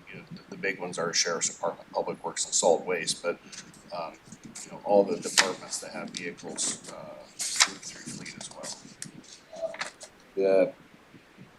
The total resources on that 7.3 million that's the roll up of the 1.5 carryover on top of the 5.8 million for total revenue. Personnel on the spend side hasn't really changed a whole lot. We're at a 2%, and we've had some turnover, which has helped us out there. So that gave us only the 2% increase. Materials and services, we're trying to hold that on this side at the 3.9. Really comes down to a $7.3 million as well, so we're trying to match the top side. The capital outlay that fleet manages for other, departments, as well as there's some stuff for fleet in there, is the, targeting this year, we're looking at 8 SUVs for the sheriff's office, as well as the upfitting for those 8. 2 SUVs for the building department, a fleet service truck, and then, we've gotta get some doors fixed on the fleet shop itself, so there's 30,000 in there for the big bay doors. We've had a couple of them just fall down, so yeah, that's, a really quick summary of fleet, trying to catch us up. You only got 60 years out of those shop bay doors, they've got the required 100. Yeah. I would make a motion to tentatively approve the fleet management fund. I'll second that. A motion and a second, all in favor say aye. Aye. Any opposed? Hearing none, motion carries. We move on to work through public safety tab 27.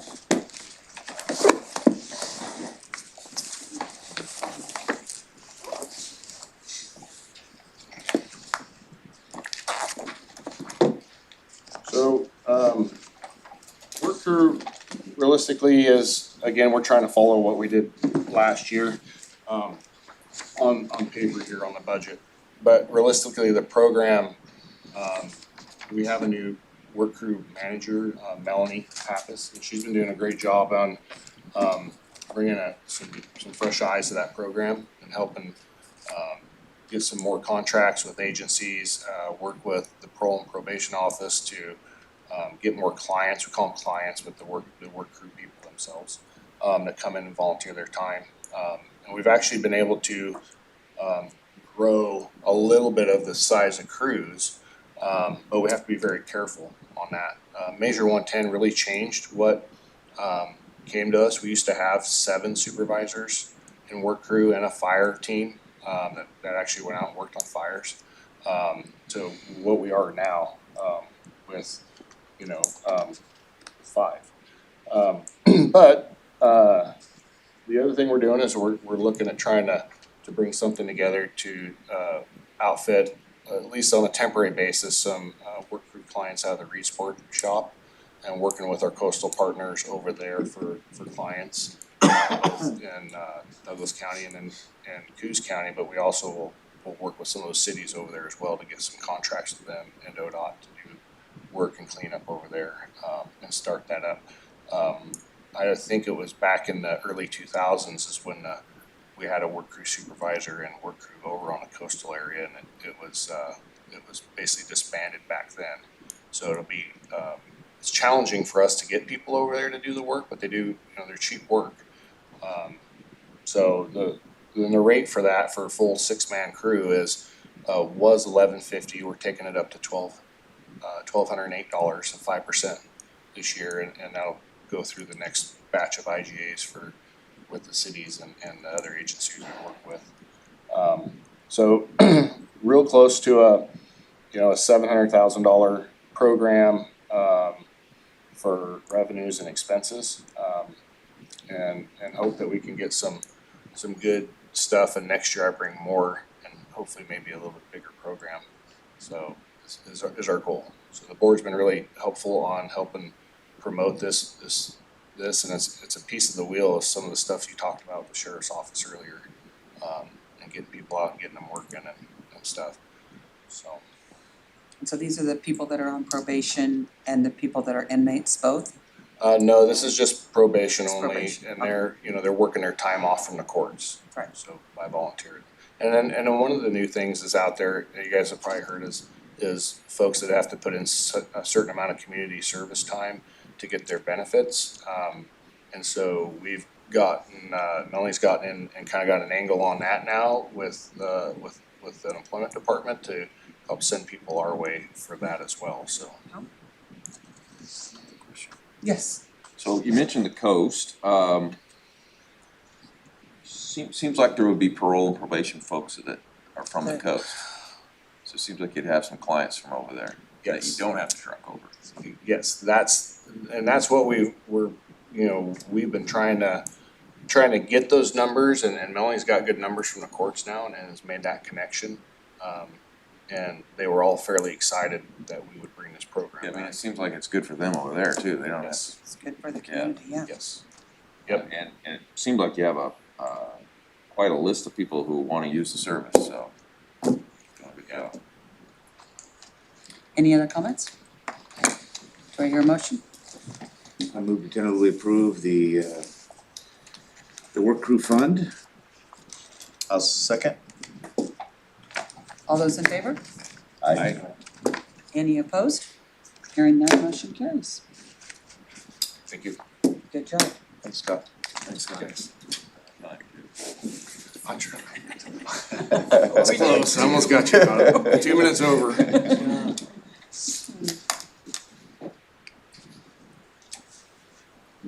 Next up is are we gonna take a break? Oh, we're here, okay.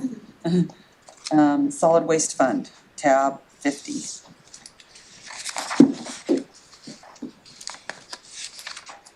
Morning, board committee members and commissioners. Nick Reisinger, Solid Waste. As you'll see on page 218, the FTE is holding steady. We don't plan any changes to FTE. Over the past year, we have proven successful operation of our leachate treatment plant. So that's been a step in an exciting direction.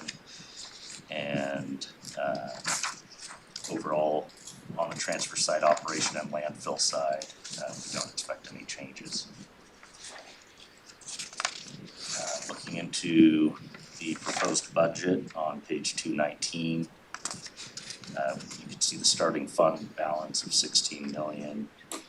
Solid waste fees, we're expecting just a minor market adjustment. We have a state program centered around increased recycling that's rolling out, and we would typically expect a small increase in fees, and that's been offset by what we expect to shift a little bit with recycling. But we expect that to be fairly minor as far as actual revenue. The other somewhat significant shift there is in interest.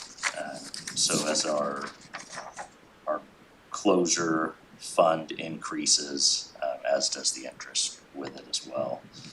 I budgeted fairly conservatively there over the years, just because it's tough to tell exactly what the market's gonna do. So typically kind of budgeting behind on what our actuals are there.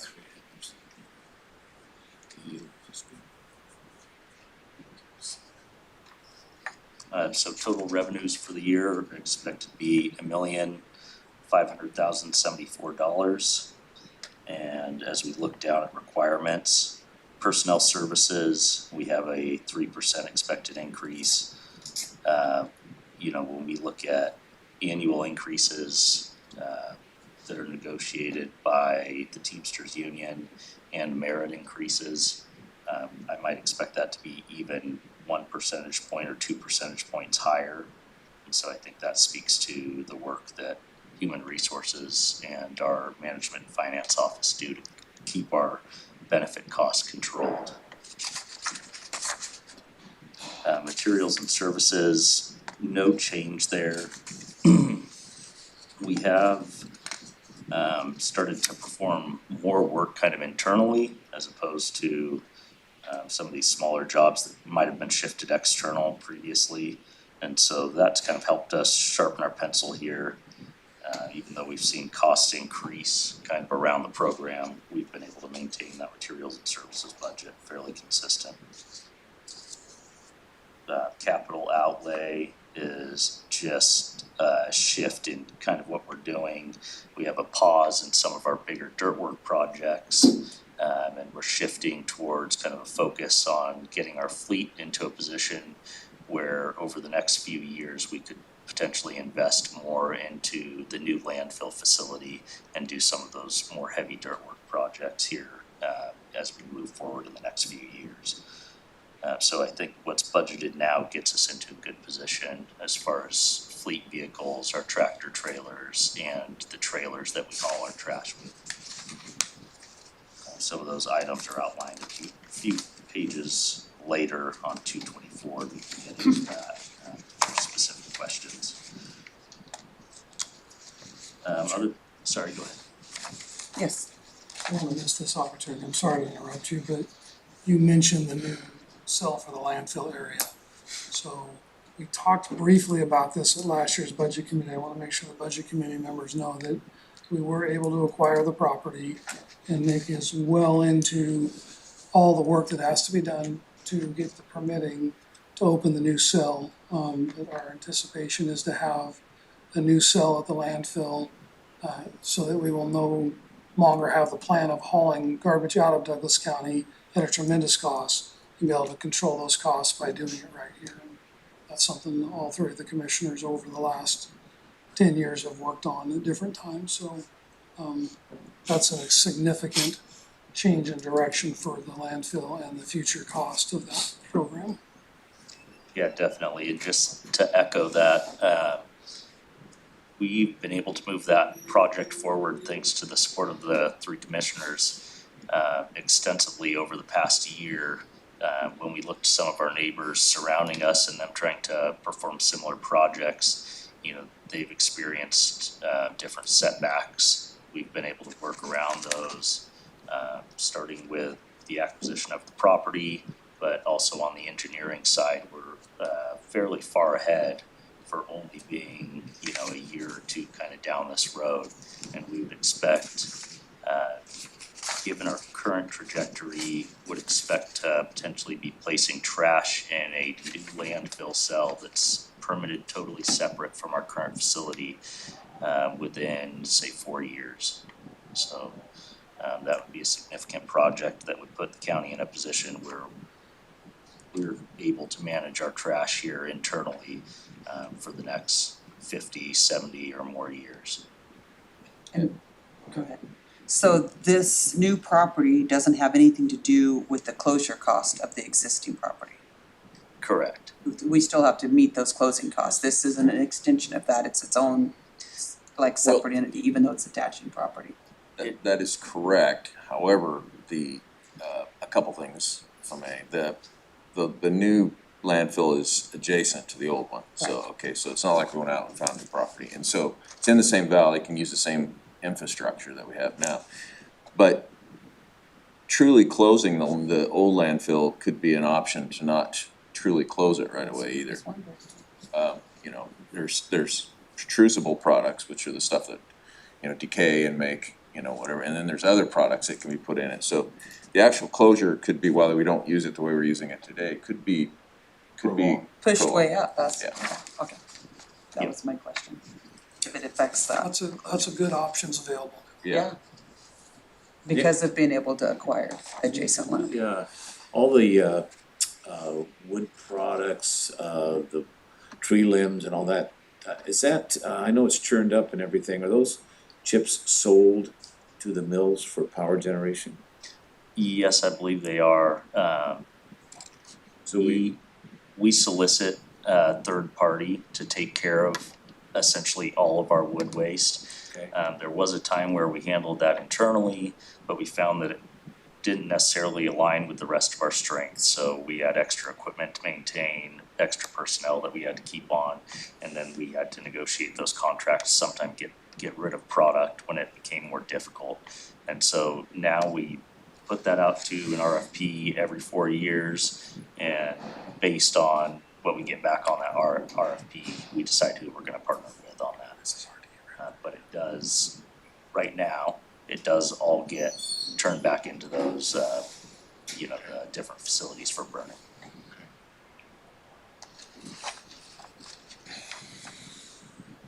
One other notable project I just wanted to kind of touch on, this past year, we did perform a liner extension for our current active landfill, and so that also added about 3 years to our expected lifespan. So that kind of plays in with some of these other timelines with the new facility and getting timing on closure and everything, and just allows us more control. I can't can't talk about solid waste without talking about where we've come from and where we are now. And again, following this same theme of we've not done anything. Year one, budget committee for me, 2015. I think we were spending $4.5 million out of reserves in order to operate solid waste in Douglas County. We had approximately 8 years or so of life expectancy left in the landfill, and that was 12 years ago. We still have approximately that, depending on how we decide to utilize it along with the new cell. But what we were experiencing at that time was, because there were no solid waste fees in Douglas County, we had a tremendous amount of trash being hauled into our county from neighboring counties where there were fees. Folks that were passing through, coming to visit the grandkids or whatever, bringing their trash here and filling up our facility. We were out of compliance with the DEQ in multiple areas, primarily in financial assurance, and threatening to have them take action against us for that. And we had leachate spills, we had all sorts of things that we had to try to get our arms around. And so fast forward 12 years, there's a transfer out of solid waste back to the general fund budgeted this year for $715,000 for a central service fee.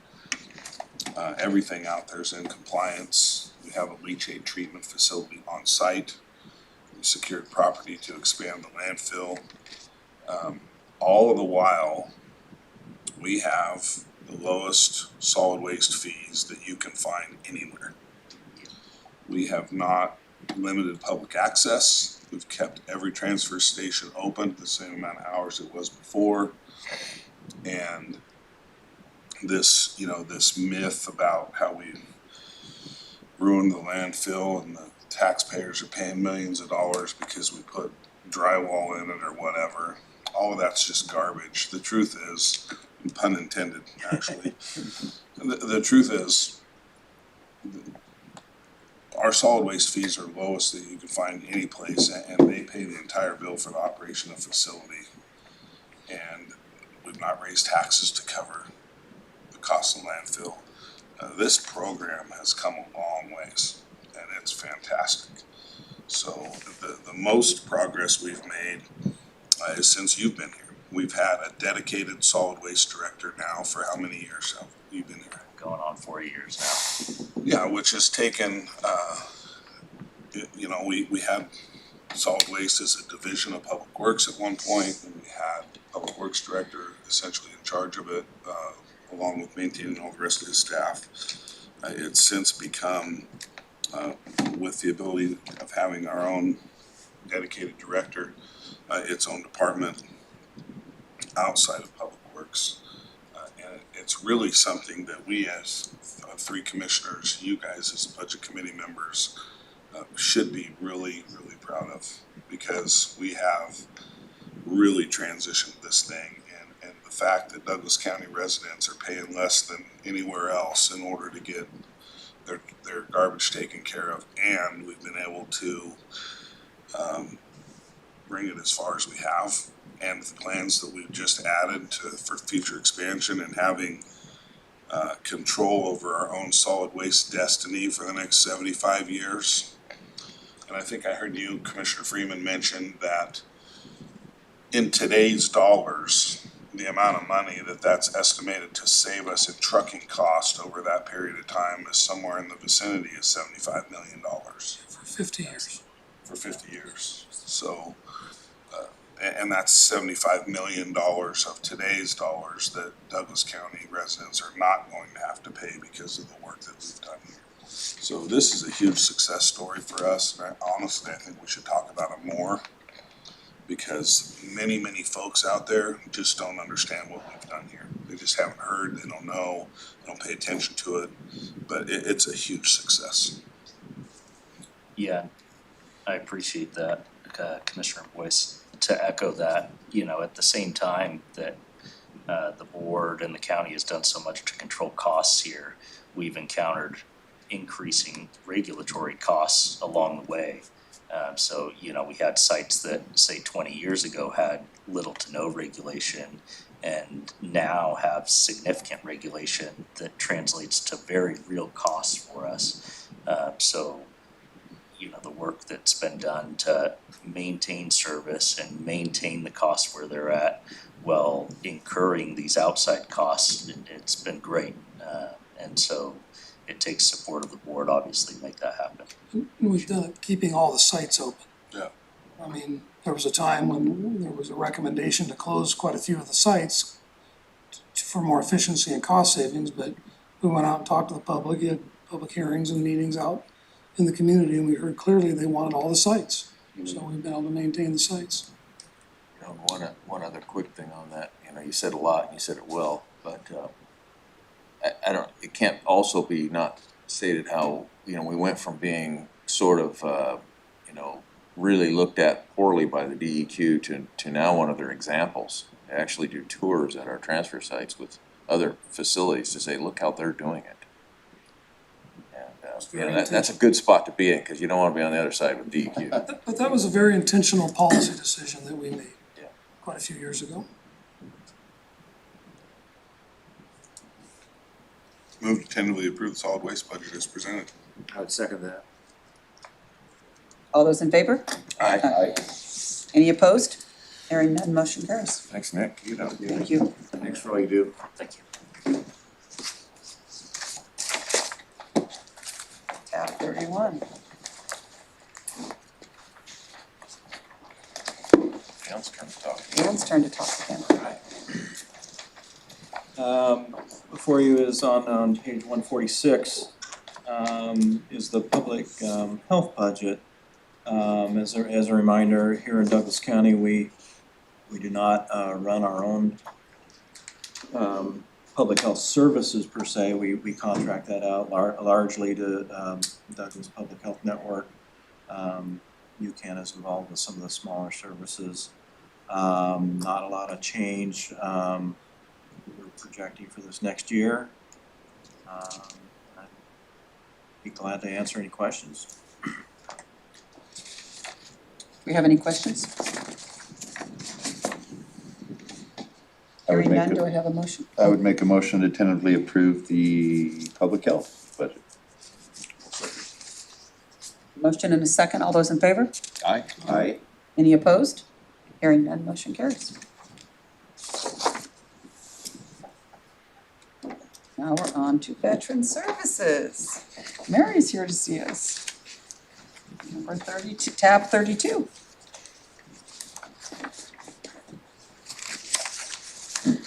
Morning, everyone. Mary Newman, Director of Veteran Services. I would like to, first of all, thank the commissioners for all their support for our office. Really appreciate that, and the veterans of Douglas County appreciate it as well. And I would like to thank the committee for their hard work. I did bring some examples of some of our outcomes in our office. We have a really simple budget. It's payroll and office supplies, things like that. So some of the things that we accomplished this past year, and this is from April 1st, 2025 till now, we saw 3,800 people, veterans or surviving spouses, family members in the office. We filed 1,112 brand new claims. We also filed disagreements with VA decisions, 600 of those. And then formal appeals with the VA, we filed 136. And we brought in direct dollars to veterans monthly, $21,987,000 that gets spent in the county, so that's good. And then the retroactive amounts, that's where the VA takes a long time to say okay to a claim. Those were 4 million. So, and that's basically all the highlights of what we do. And that's all I have, but questions? Yes, Comments. comments. I'm fortunate enough to be the liaison to this department, which really means I get to be their number one cheerleader, because they do an amazing job for veterans. You read these numbers like numbers on a piece of paper, but remember that 38,000 veterans or surviving family members that came in your office are people. 38,000 people here in Douglas County use this office to help navigate the federal veteran benefits system. Is basically what you do, is you help people apply for benefits they've earned and help them navigate that. People often hear veteran services like we're providing services, but really what we do is we provide the navigation to get them the benefits they've earned. And that's what you guys do. And you have an excellent team, and it's very complicated. It is, the idea of a person just say, well, I'm gonna go, do this myself is, some people maybe can, but most people need some help, and your team is about helping veterans. But one way we measure that is in actual dollars. So when you look at over $25 million brought into this community from the work they did, it turns into our single largest economic development program we have at the county. And it's kind of funny when you say it that way, because it's not intended that way. It's literally intended to help these veterans and their families receive what they've earned by the service they've provided to our country. But in real numbers, you think about each year, and this continues on, right? The $21 million is a monthly benefit. It's not just 1 year and done, it continues. And everything they did the year before that people are still receiving benefits isn't counted in that 21. That's just new stuff this year. So over time, it becomes a huge amount of money that helps drive the economy here in Douglas County. So again, these veterans have earned this. I'm so tremendously proud of the fact that we continue to fund this office. There's times in the state of all the counties where we have the most benefit awards in a certain month. Not every month are we number one, but we're always in the top group. But some months we're number one, not by capita, but in actual benefits that have been received or applied for and granted. So you guys do an amazing job, Mary. Thank you for the work you do. Thank you. How many veterans live in the county? Do you have a number? About 14,000. The VA says 12,000, but some of those veterans don't receive any benefits. And so the estimate is 14,000 and probably 6,000 surviving spouses, family members.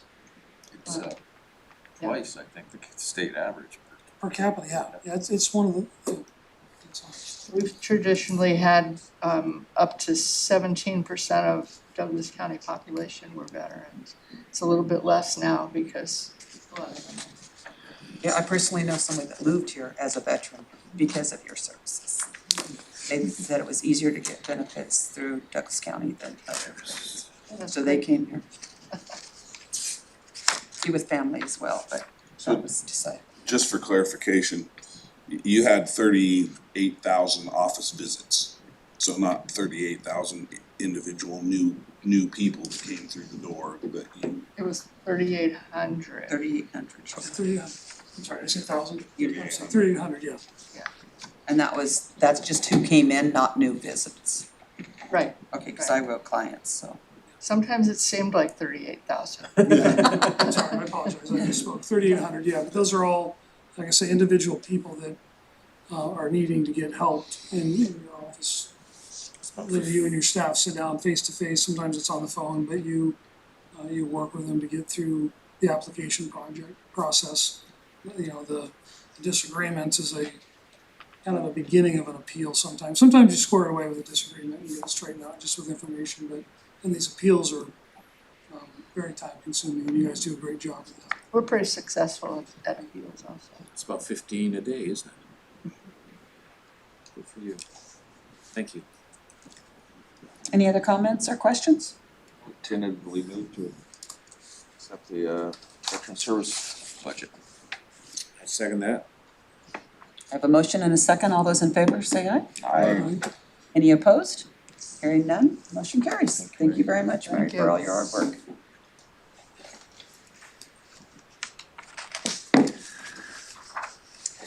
Tab 33, Senior Services.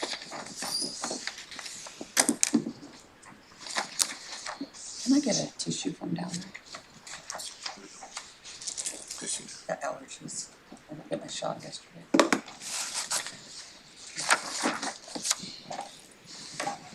Good morning. Welcome. Thank you.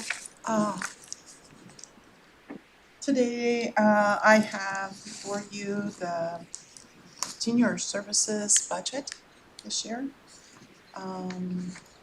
But to talk a little bit about some of the services and numbers of who we provide for is older adults and family caregivers.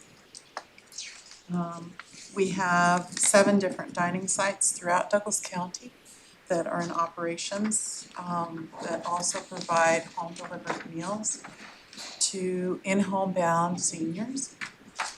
We provide in-home services.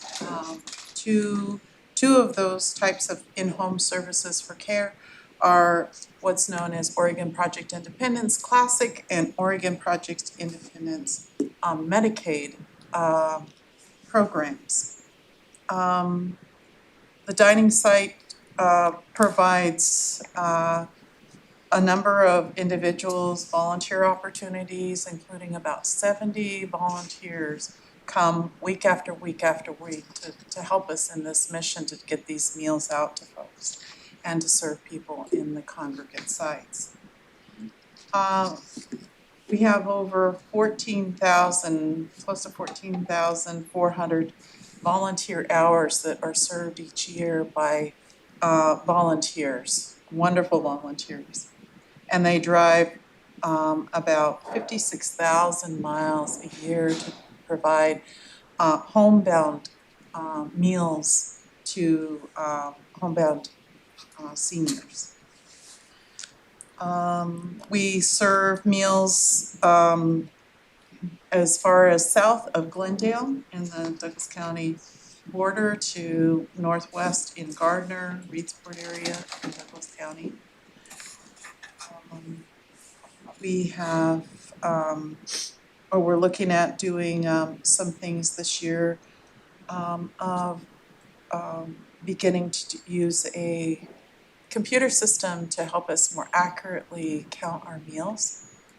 And what that will do is also help us with our projections of new meals. We get quite a few folks that are in need of food this time and right now for older adults. And so this will help us with our collections of donations. It will, as we roll out our real-time updates for Meals on Wheels, we'll know exactly what's happening for individuals and volunteers that are out delivering those meals. It helps with safety concerns for clients. We'll get real-time back of what's happening with those. It kind of brings us up to speed compared to Excel spreadsheets and old school ways of using paper for everything.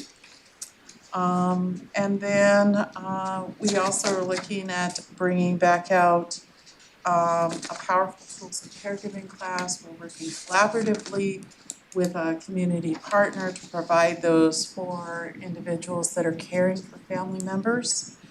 It's a valuable education tool for people to help support them in their caregiving roles. OPIM, we're serving a total of 125 clients. We're just hiring a new case manager to help with that load, and also have 11 classic OPI clients presently. Looks like we have a total of this year 61,000 meals were served and ordered.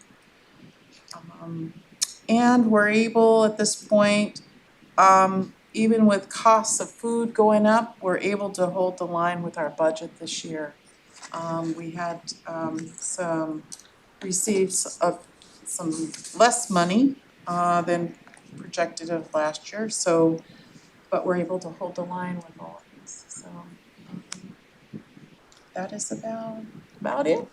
So I hope you take in consideration and approval of this budget, and thank you. Do we have any questions? Comments? Just comment how, it's very similar to the program we just taught a minute ago, and very valuable, and an amazing amount of work they do. All these programs, I've had the opportunity to really learn the OPI program and their caseworkers and stuff, and the valuable services is to our seniors. They just don't know how to navigate this stuff without help. And so, I really appreciate the work they do down here, the meals. I'm glad that we were able to continue to provide the service without, going further in the budget, but I think we would take care of you, whatever you needed to do, because we're gonna feed the seniors. And I would like to be grateful that we didn't have a storm this year where our commissioners had to go out and serve food. Or the budget committee member. Yeah. Or the budget committee. That isn't the worst day though. That's kind of fun to go out and Yeah. deliver meals in the snow. That is the best work we could do. I know, I remember when you guys did that and it was like, it didn't happen this year. I was just gonna mention, we kind of glaze over Oregon Project Independence, but really, that's a program that I became very familiar with when I was a legislator, and the idea of helping seniors, at different varieties of levels, to keep them in their homes as long as possible before they either, go to a higher level of care or in some cases become homeless is really important work. So I know you administer that program. It is hard to describe all the different reasons and all the different ways you help seniors. Some of it is, some of these seniors, it's the only connection to outside of their home they have ever, is when somebody comes in and helps them with this little bit of stuff, and it keeps them in their home. So it's a really important program, and we won't spend a bunch of time today, but if you want to know more about it, it is incredibly rewarding for these seniors. And again, it's one of the ways, in many ways, that we try to help keep people from becoming homeless, and the senior population is really important to focus on, so thank you. Sure. Any other comments? Do I have a motion? So move to tentatively approve the senior services budget. Second. Presented. All those in favor say aye. Aye. Any opposed? Hearing none, motion carries. Thank you for all. Thank you for all you do.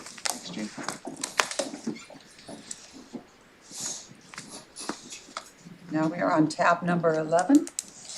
Michael, Morning, committee. talk about human resources. I'm Michael Kurtz, Director of Human Resources and Public Affairs. My budget is extremely simple, probably only takes 3 minutes to cover any changes or additions or differences from the previous year. So I just want to take just a couple minutes before I get into my budget and just talk about some of the great work that my staff have been doing and some of the successes that we've had. So my department is really 3 different interconnected operations. So it's public affairs, risk management, and personnel management, which is more of the traditional HR type work that you might be familiar with. On the public information side, I really look at the public as being shareholders who have invested in their county government through their tax dollars and other public resources. And it's our obligation as county government to tell them how those dollars are being spent so they can see how they're getting a return on their investment. You've heard some of those stories today earlier from different department heads, whether that's solid waste, the DENT team, Public Works. You just heard recently from veterans, the great work they're doing, as well as Jeannie with seniors. But we need to be telling those stories more than just once a year at budget time. It's important for the public to know how those dollars are being invested, how those dollars are being spent, and what kind of return on investment they're getting, what kind of outcomes that we're producing as county government. So I look at that as one very key and important aspect of our public affairs office. Additionally, we also need a means to communicate to the public when there are emergencies. Historically, law enforcement has had the ability, but the county also plays a large role through its different departments and the Board of Commissioners in emergency response. And we need to be able to have those communication channels as well. So that's another aspect of that office. General information to the public that they need to know about changes in service delivery or how to access service delivery. So you heard about the complicated bureaucracy you have to travel through, both in the Veterans Office and in the Seniors Office to gain access to services. Being able to get that information out to the public is important. But also if there's any changes in the way that services are being delivered, if there's any things that are going on within county government that might impact them, whether that's a road closure or bridge work, that information, we need to have that ability to communicate that information as well.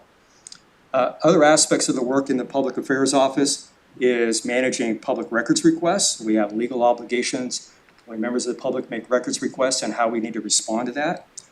That office also deals with media inquiries and requests and special event coordination as well.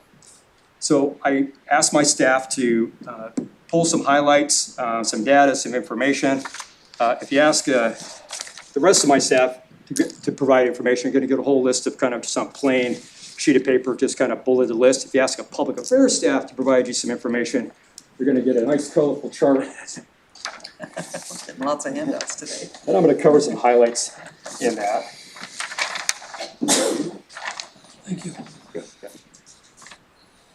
So, Public Affairs Office, which is really 2.5 FTE. So, one of the things that we're looking at is how do we provide a better means of communicating information to the public. So, traditionally, the traditional means of communicating information, you would go through, the newspaper or your local evening news. Well, more and more we're finding that people are getting their information elsewhere, and primarily through different types of social media channels. So we've really worked hard to expand our ability to have outreach and access to the public through those social media outlets. We use X, Instagram, Facebook, and YouTube, and we've been pretty successful in developing that. Public records requests, so I have some key data points that popped out. From May 13th of last year to May 13th of this year, we've received and processed 321 public records requests. That's a lot. That's almost a public records request a day on average. We have a half an FTE that primarily works on just doing public records requests. Communication to the public. We have a county newsletter. That county newsletter sent out via email. It has over 40,000 subscribers. In that same time period, that May to May time period, we've sent out 79 e-newsletters. Can't tell you how many people read the newsletters, but I can tell you how many people opened the newsletter. And we had 472,000 opens on those newsletters. Emergency communications. Spoke about that a little bit earlier. Between wildfires and flood events over the last year, we've had 28 different wildfire and flood emergency updates that came out through this office. Facilitation of special events. One of the things that this Board of Commissioners does is they recognize the great work that's being done by organizations and individuals in our community. A lot of times that's done in public meetings through proclamations. During that time period, that March to March, there was, May to May, there has been 25 proclamations and over 1,000 individuals that have been recognized. This department and this office, and specifically the Public Affairs Office, also assists with grant writing. So there's oftentimes these grants require pulling a lot of information from different areas of county government, coalescing it into one grant application. So Taylor Howell, our Public Information Officer, does a great job with doing that, and it's assisted with Parks Department grant, Salmon Harbor Expansion grant, federal peer grants. So that's another large part of the work that's done in that office. Assists with county webpage formatting and content. And so, again, that's just a snapshot of what goes on in the Public Affairs Office. Before I move on, any questions or comments? Yes. If I may, Madam Chair. Yes. So this is a snapshot of the work the Public Affairs Office is doing. Again, Michael oversees that office, does an amazing job. He failed to mention that was what he did when he was in the service. So he absolutely knows this stuff inside and out. Absolutely zero of this was being done when the three commissioners got here. None of it. We didn't have a newsletter, we didn't have a public information officer, we didn't have a platform of any kind to communicate in any way. As a matter of fact, the cameras had been turned off, and the very first meeting in 2015, the cameras have been on, were turned on and been on ever since. So this rhetoric about, transparency and nothing gets talked about is completely false. This is just one example of the amazing amount of work our public information team does trying to get the information out to the public about the work that goes on at the county. We're proud of the work that goes on here at the county. So moving on, two other aspects of my department. One is risk management, that is handling liability insurance coverage, management of liability claims, tort claims that we may have, workers' compensation program, the safety and Oregon OSHA compliance, pre-employment background screening, our Department of Transportation compliance program, review of contracts for liability management. Again, that's 1.5 FTE. I have an attorney who is the county risk manager that works at office, does amazing work. Not only does he do that work, but he also provides a lot of backup and support to county council. He provides a lot of support to me in all the aspects of my work. There's oftentimes legal issues that come up. He's an amazing legal researcher, and we're lucky to have him. On the HR personnel management, this is all that traditional HR work. So recruitments, new employee onboarding, any countywide trainings, classifications and salary schedules, management of employee benefits, protected leave management, managing our county personnel rules, managing collective bargaining agreements. That includes bargaining, union grievances, other union matters, employee discipline and personnel matters, and advisory to county departments on management of personnel changes. Just a few data points in that area.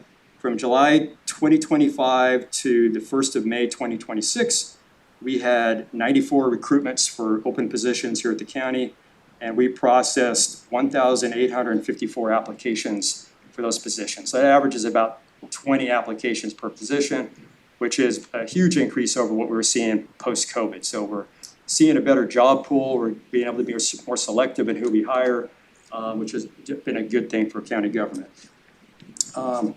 Just one other data point of note is with the implementation of Paid Leave Oregon, we're seeing some challenges there in terms of managing when we have employees that are out, which is more frequently.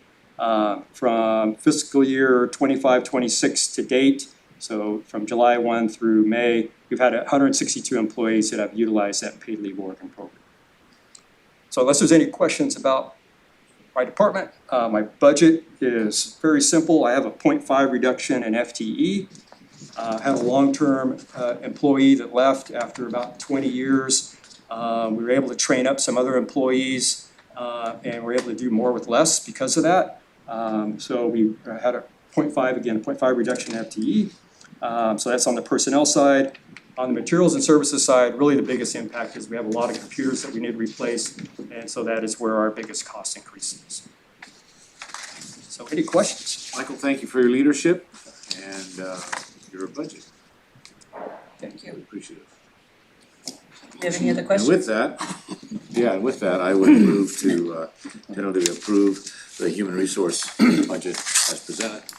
I'd second. A motion and a second. All those in favor?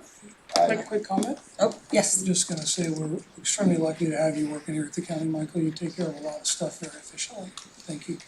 Well, thank you. Couldn't do it without a great staff. They're hardworking, extremely well versed in how to do their work. So they do a great job. I got reminded again this last week that the county received an award as being one of the, I don't know what the term is, a great place to work. Yes, one of the great places to work in Douglas County. Yeah, I just got reminded about that again from somebody, and every time I do that, it really makes me smile. That's your. Is that in your?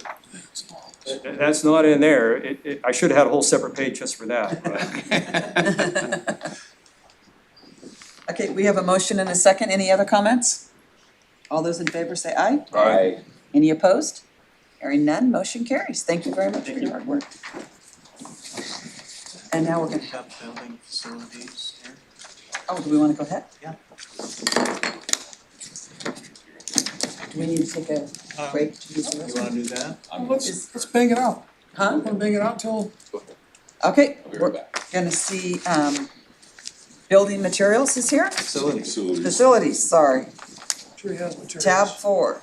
He's always buying stuff, he's got materials, facility and all kinds of stuff. All right. Good morning, Commissioners and member of the committee. I'm Dave Palmer, Building Facilities Director. A brief overview of what we do. The Facilities Department is responsible for new construction, remodeling, maintenance, and cleaning of county office spaces. We also assist other departments with facility repairs, planning, design, project management, contracting, and procurement of facility-related goods and services. So if someone like Public Works has a building, we help them too, even though they're mainly responsible for their building. So we take care of everything within, say, the Reedsport Annex and these buildings, which are common spaces. But we kind of work with other departments for their designated spaces. So I would like to thank the commissioners and the budget committee for the approval of the facility projects over the last 7 years.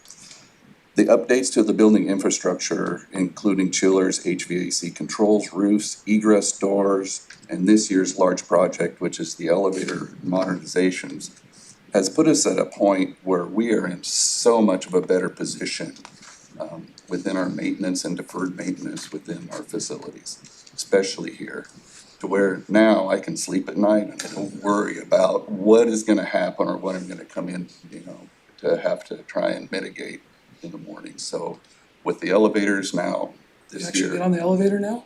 I actually do ride the elevator now, just because they really work nice now. So we're in such a better position, so we're kind of doing a little bit of a transition to the smaller projects. And what I mean by smaller projects, if in this building in particular, we have the exterior, which we need to address. We're gonna start addressing that this year. It's gonna be probably a 3 or 4 year project to address the exterior. It's not just gonna happen in 1 year. There's a lot to do.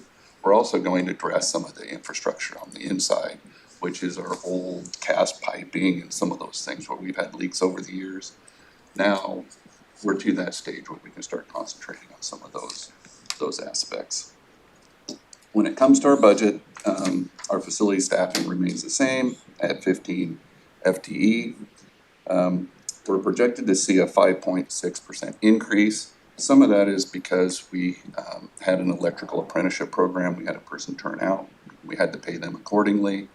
However, we've had some people leave, so I think some of this is gonna come back down throughout the year, even though we're projected for that increase. So as far as the 26-27 facilities budget, it's $3,726,388. And this is actually a small increase of 1.8% from last year. So essentially what we did is we went through, we do this every year, we go through line by line by line by line and try and figure out where things are when it comes to projecting. And we actually found some savings in a few areas, so we were able to get some of our operational budget down. It didn't change our project budget, which is the main driver within our budget. And so as far as projects for the next year, we have 6 what we call deferred maintenance projects. Of course, the first one I mentioned is the 1929 courthouse exterior repairs. That'll include painting. Now, this is just the center portion. We're gonna concentrate on that first. And while we're working on that, we're gonna come up with a plan for the wings. The wings are a CMU, a different type of building. It's gonna take a little more management, and we don't have a good plan for that. But the center, the actual old courthouse is solid concrete. We feel confident we can get that done, at least started, and if not completed this year. The next one is I talked about the courthouse infrastructure repairs. This is piping and those types of things, restrooms and those. Reedsport Annex exterior paint. So we're gonna do the exterior, the Reedsport Annex, which it really needs it. Also, we're gonna add a flagpole. So the flagpole is one that we received for the memorial. And it's an extra flagpole. They sent us the wrong ones, so they shipped us new ones and we got to keep the old ones. So this is one that will update that flagpole, which right now, the halyard had a big wind and it flags are on the ground, everything, and we're just gonna put up one with stainless halyard, which is what we have for, what was shipped wrong for the out front. The Fowler daycare roof needs to be replaced. We noticed it was starting to leak. We saw that, and so we kind of kicked the can down the road to this year.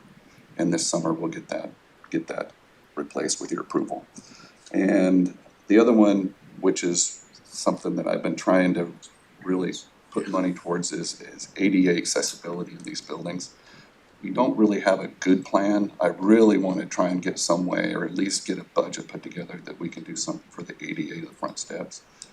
It's complicated because of the code, and we got so much rise and so little area. I'm still working on that, trying to figure out how we get that done. So with that, does anybody have any questions? Do you have to have ADA on the front steps? Is that a requirement? Well, All the other entrances and the elevators, is it necessary? It's not a requirement. However, what I watch annually during tax season and all these other times is I watch people park out front with their cane, and they come up with their walkers up to the front steps, and they literally don't know where to go. And so what I'd have to do is point them to go into the old library and around there, and then we got a little ramp, and then you gotta get into the elevator and head up. So having access to the front steps would be a huge asset for the community and our customers that come in. Any other questions or comments? You guys do a great job, David. I'm glad to have you here. You've solved lots of very complicated and severe issues that are years worth of deferred maintenance, so. Something as simple as getting the backup generator into its location, going through the sally port and the jail intake and moving windows and desks and getting the right equipment and the right contractor to do it. I went down and looked at that and decided I needed to be in my office. That was quite the project, but it all worked out good.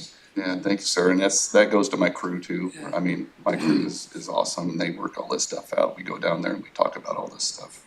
Everybody comes together. I'm a liaison commissioner to building facilities, and I've learned things about building maintenance that I never cared to know about. Like sewage grinders and whatever else, but. Yeah, it's been a fun challenge, coming back to Douglas County from being up north, working for the legislature and Safe Corporation and trying to solve some of the old problems here that were a challenge. And I'm feeling so much better today than I was 7 years ago. I came in, I'm like, oh my gosh, how am I gonna, I don't even have any idea how we're gonna get this done. Interesting, you're talking about changing the pipes in this building from 1929, when we've already had to change the pipes from 1978 in the other one. Cast iron pipes, as bad as they are, lasted longer than the galvanized stuff on the other side. Yeah, we actually had one repair that was done 2 years ago in this building, and I still have that piece. And the inside is, you go, oh boy, it's terrible. And so there's a lot of stuff like that we have to get a handle on. And so I'm projecting both the exterior and the interior infrastructure. Those are gonna be years-long projects, and the budget committee and the commissioners will help decide how far we go and to get done. But over the last year, some of the things that, allowing us to do these chiller upgrades and control upgrades, we're seeing our power usage go down considerably. Not our bills, but our usage is going down because the rate keeps going up. So, but we're seeing, I track all that stuff, and it's really starting to show for us. And we're hoping to have probably the best year we've had when it comes to power usage this year. Dave, with the consolidation of county government over the years, how much of the courthouse now is occupied? I asked this question last year and it surprised me, the answer, but Yeah, we are virtually 100% occupied. We have one space that's just, to be honest, it's really not usable as it sits. It would need a rather large renovation. So, I mean, the commissioners know about the space and we've talked about it. And it's, yeah. It's something we did early on, is parole and probation was needing to double their space. And there was a bunch of sort of half-empty spaces around the courthouse, so we, working with facilities, moved a lot of folks around and filled up some of those spaces, and of course, parole and probation pays rent. So, it turned out to be, I think it was a little over $100,000 a year increase. So over the last 10 years, it's been over $1 million that we've brought in because of that change. So it's turned out to be a pretty good decision.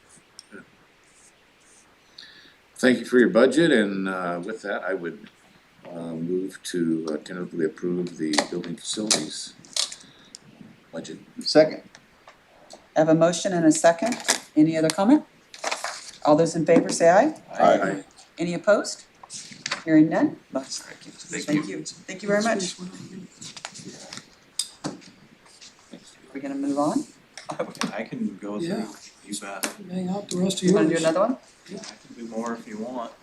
Go We got how many minutes till we're supposed to take lunch? 17, you probably get through all of his. Okay, let's go. Financial Services, tab 9. Tab 9.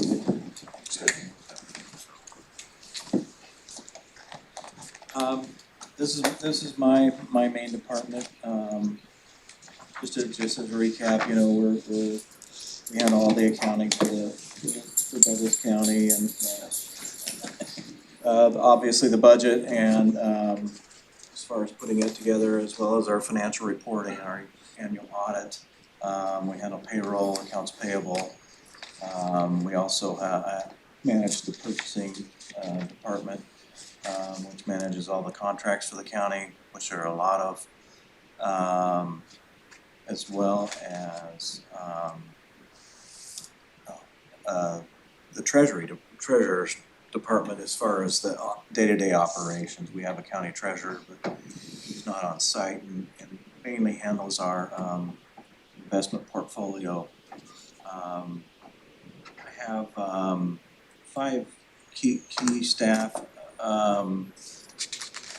that in the past, a lot of the departments had their own accounting staff, and as things have consolidated and we've tried to reduce costs countywide, we've centralized a lot of that.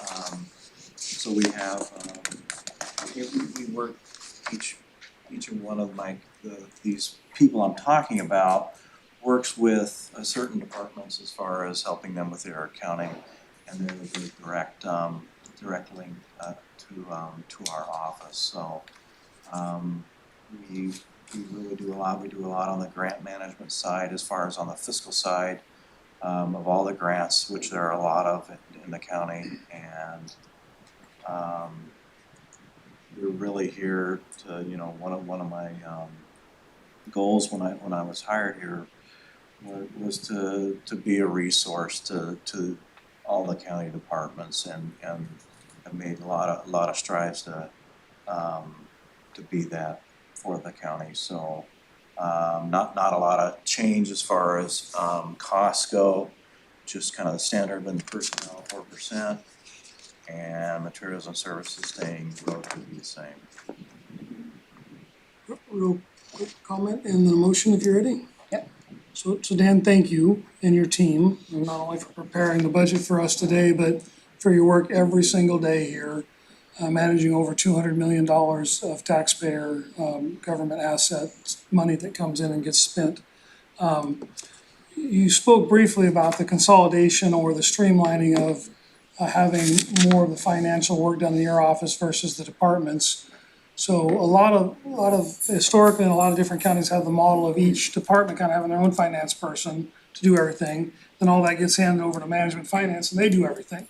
And it's sort of like, it's almost like the state model of having somebody look at stuff and then somebody else look at stuff. So in an effort to streamline and be more efficient, Dan's been willing to take on, him and his team, a bigger role in that and take some of that duplication of services or inefficiencies out of the system. So thank you for that work. We often hear about audits at any given time because of all the different types of money we take. The reporting back or the auditing on all these programs is an intense amount of work. And at any given time, there's a bunch of audits going on. Besides the main audits that get reported on here at the commissioner meetings, they're always working on making sure they're doing it right. And we have continued through management and finance to receive one of the highest awards that's given to financial service departments and county government each year in a level of excellence. So thank you for the work you're doing. And with that, I'll make a motion to approve the financial services budget. I'll second that. Okay, I have one quick question before we go. In the grants, a lot of grants have admin, Yes. and I don't see you have anything credited here. So It doesn't show up here. you're putting it on each department Yeah, instead of, even though you're kind of adminning the money, you're It's a not it's a applying. county as a whole, it ends up in the general fund under various revenue places, but yeah. I think a lot of the public doesn't understand how the grants work and that there's admin fees. Where available, we are, that's part of the grant. And even some of the funding from the state, like so our public health, when we talked Uh-huh. about passing through, there's a portion of it that's admin costs that help pay for The personnel. some of the work that Dan does, some of the work that his staff does, and even some of the work that I do. So it's And I think in the past, we haven't looked at it as closely as we do now, when we had more money, with timber receipts where they used to be, and it is absolutely every grant that comes in, if there's an administrative portion of that, we are capturing that now. Right, cause I would just kinda like to see Yeah. Cause I've talked to people about all the grants that the commissioners achieve and get in this community. People aren't aware of that. And I've kind of argued that point in this election year especially. And I was hoping to see an admin part in our budget that people could see that here's how much money we brought in that went to cover. It is buried, it ranges from 5 to 10% per grant. Per grant. So it's It's significant. sizable. Okay, that was my comment. Okay, we have a motion and a second. All those in favor say aye. Aye. Anyone opposed? Hearing none, motion passes. Jump to tab 22, tax collection.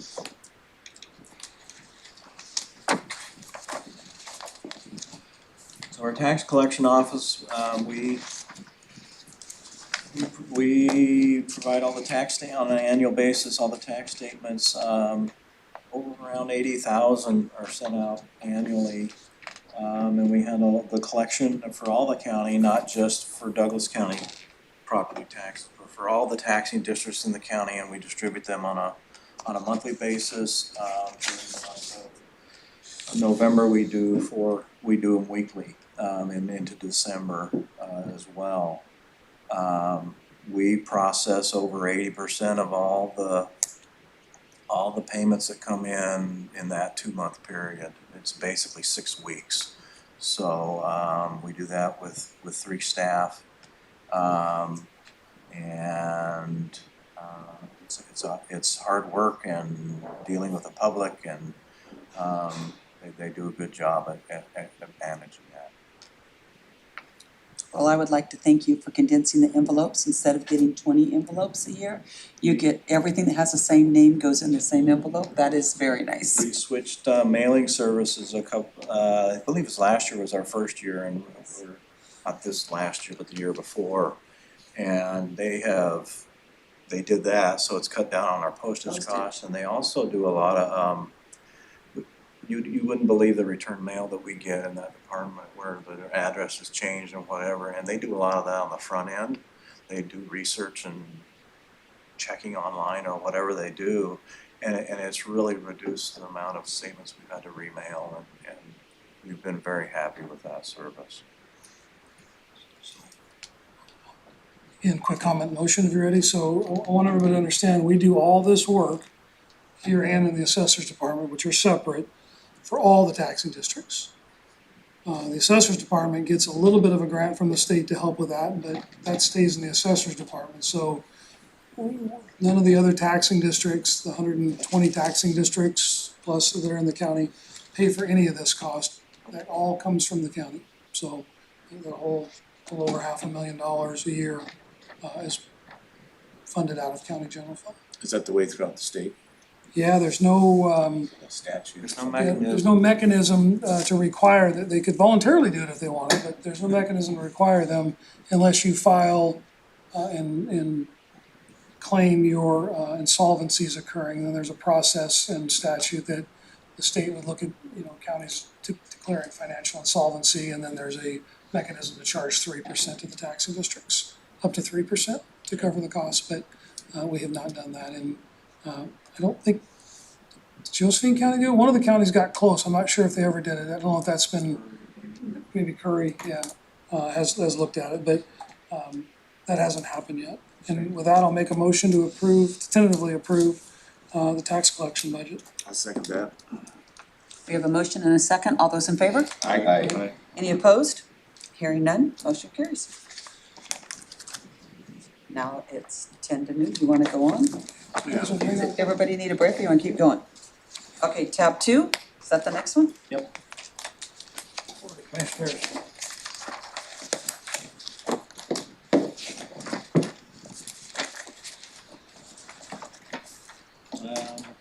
Similar to last year's, not a lot of change, FTEs remaining the same.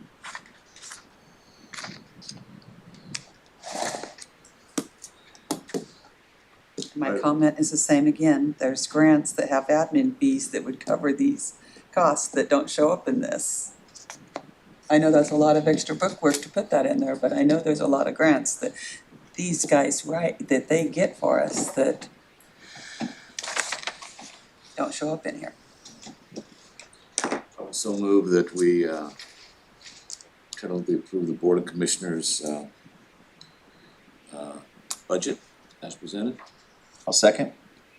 And then I just have a few comments. I hope that people realize how efficient this office is run, because I would imagine you could look at other counties throughout the state of Oregon, and with county administrators, with more boards, with more commissioners, how top-heavy that department would be.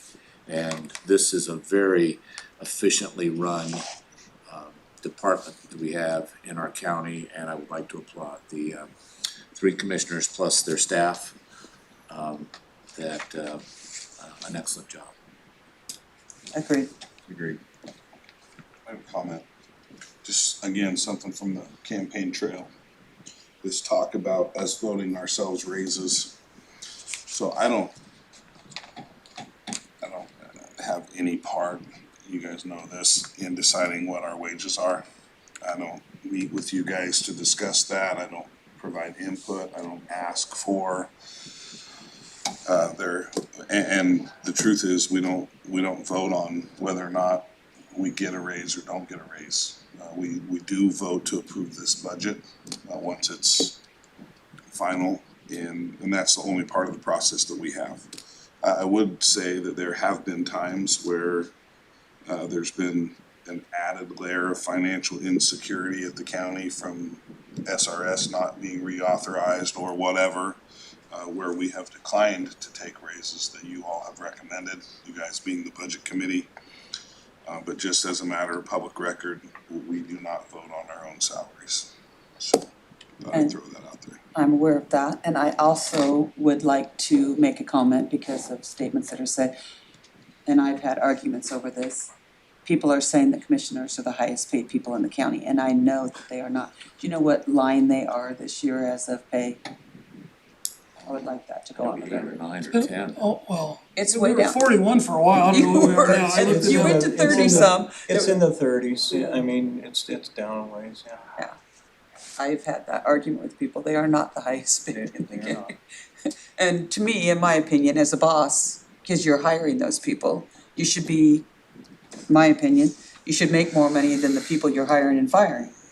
You should be their supervisor and paid more. And so I have a difference of opinion as a lot of people in the county, but I think you do an amazing job for the little salary that you do make, and I'm very proud of the work that you do here, and I would like that to go on the record.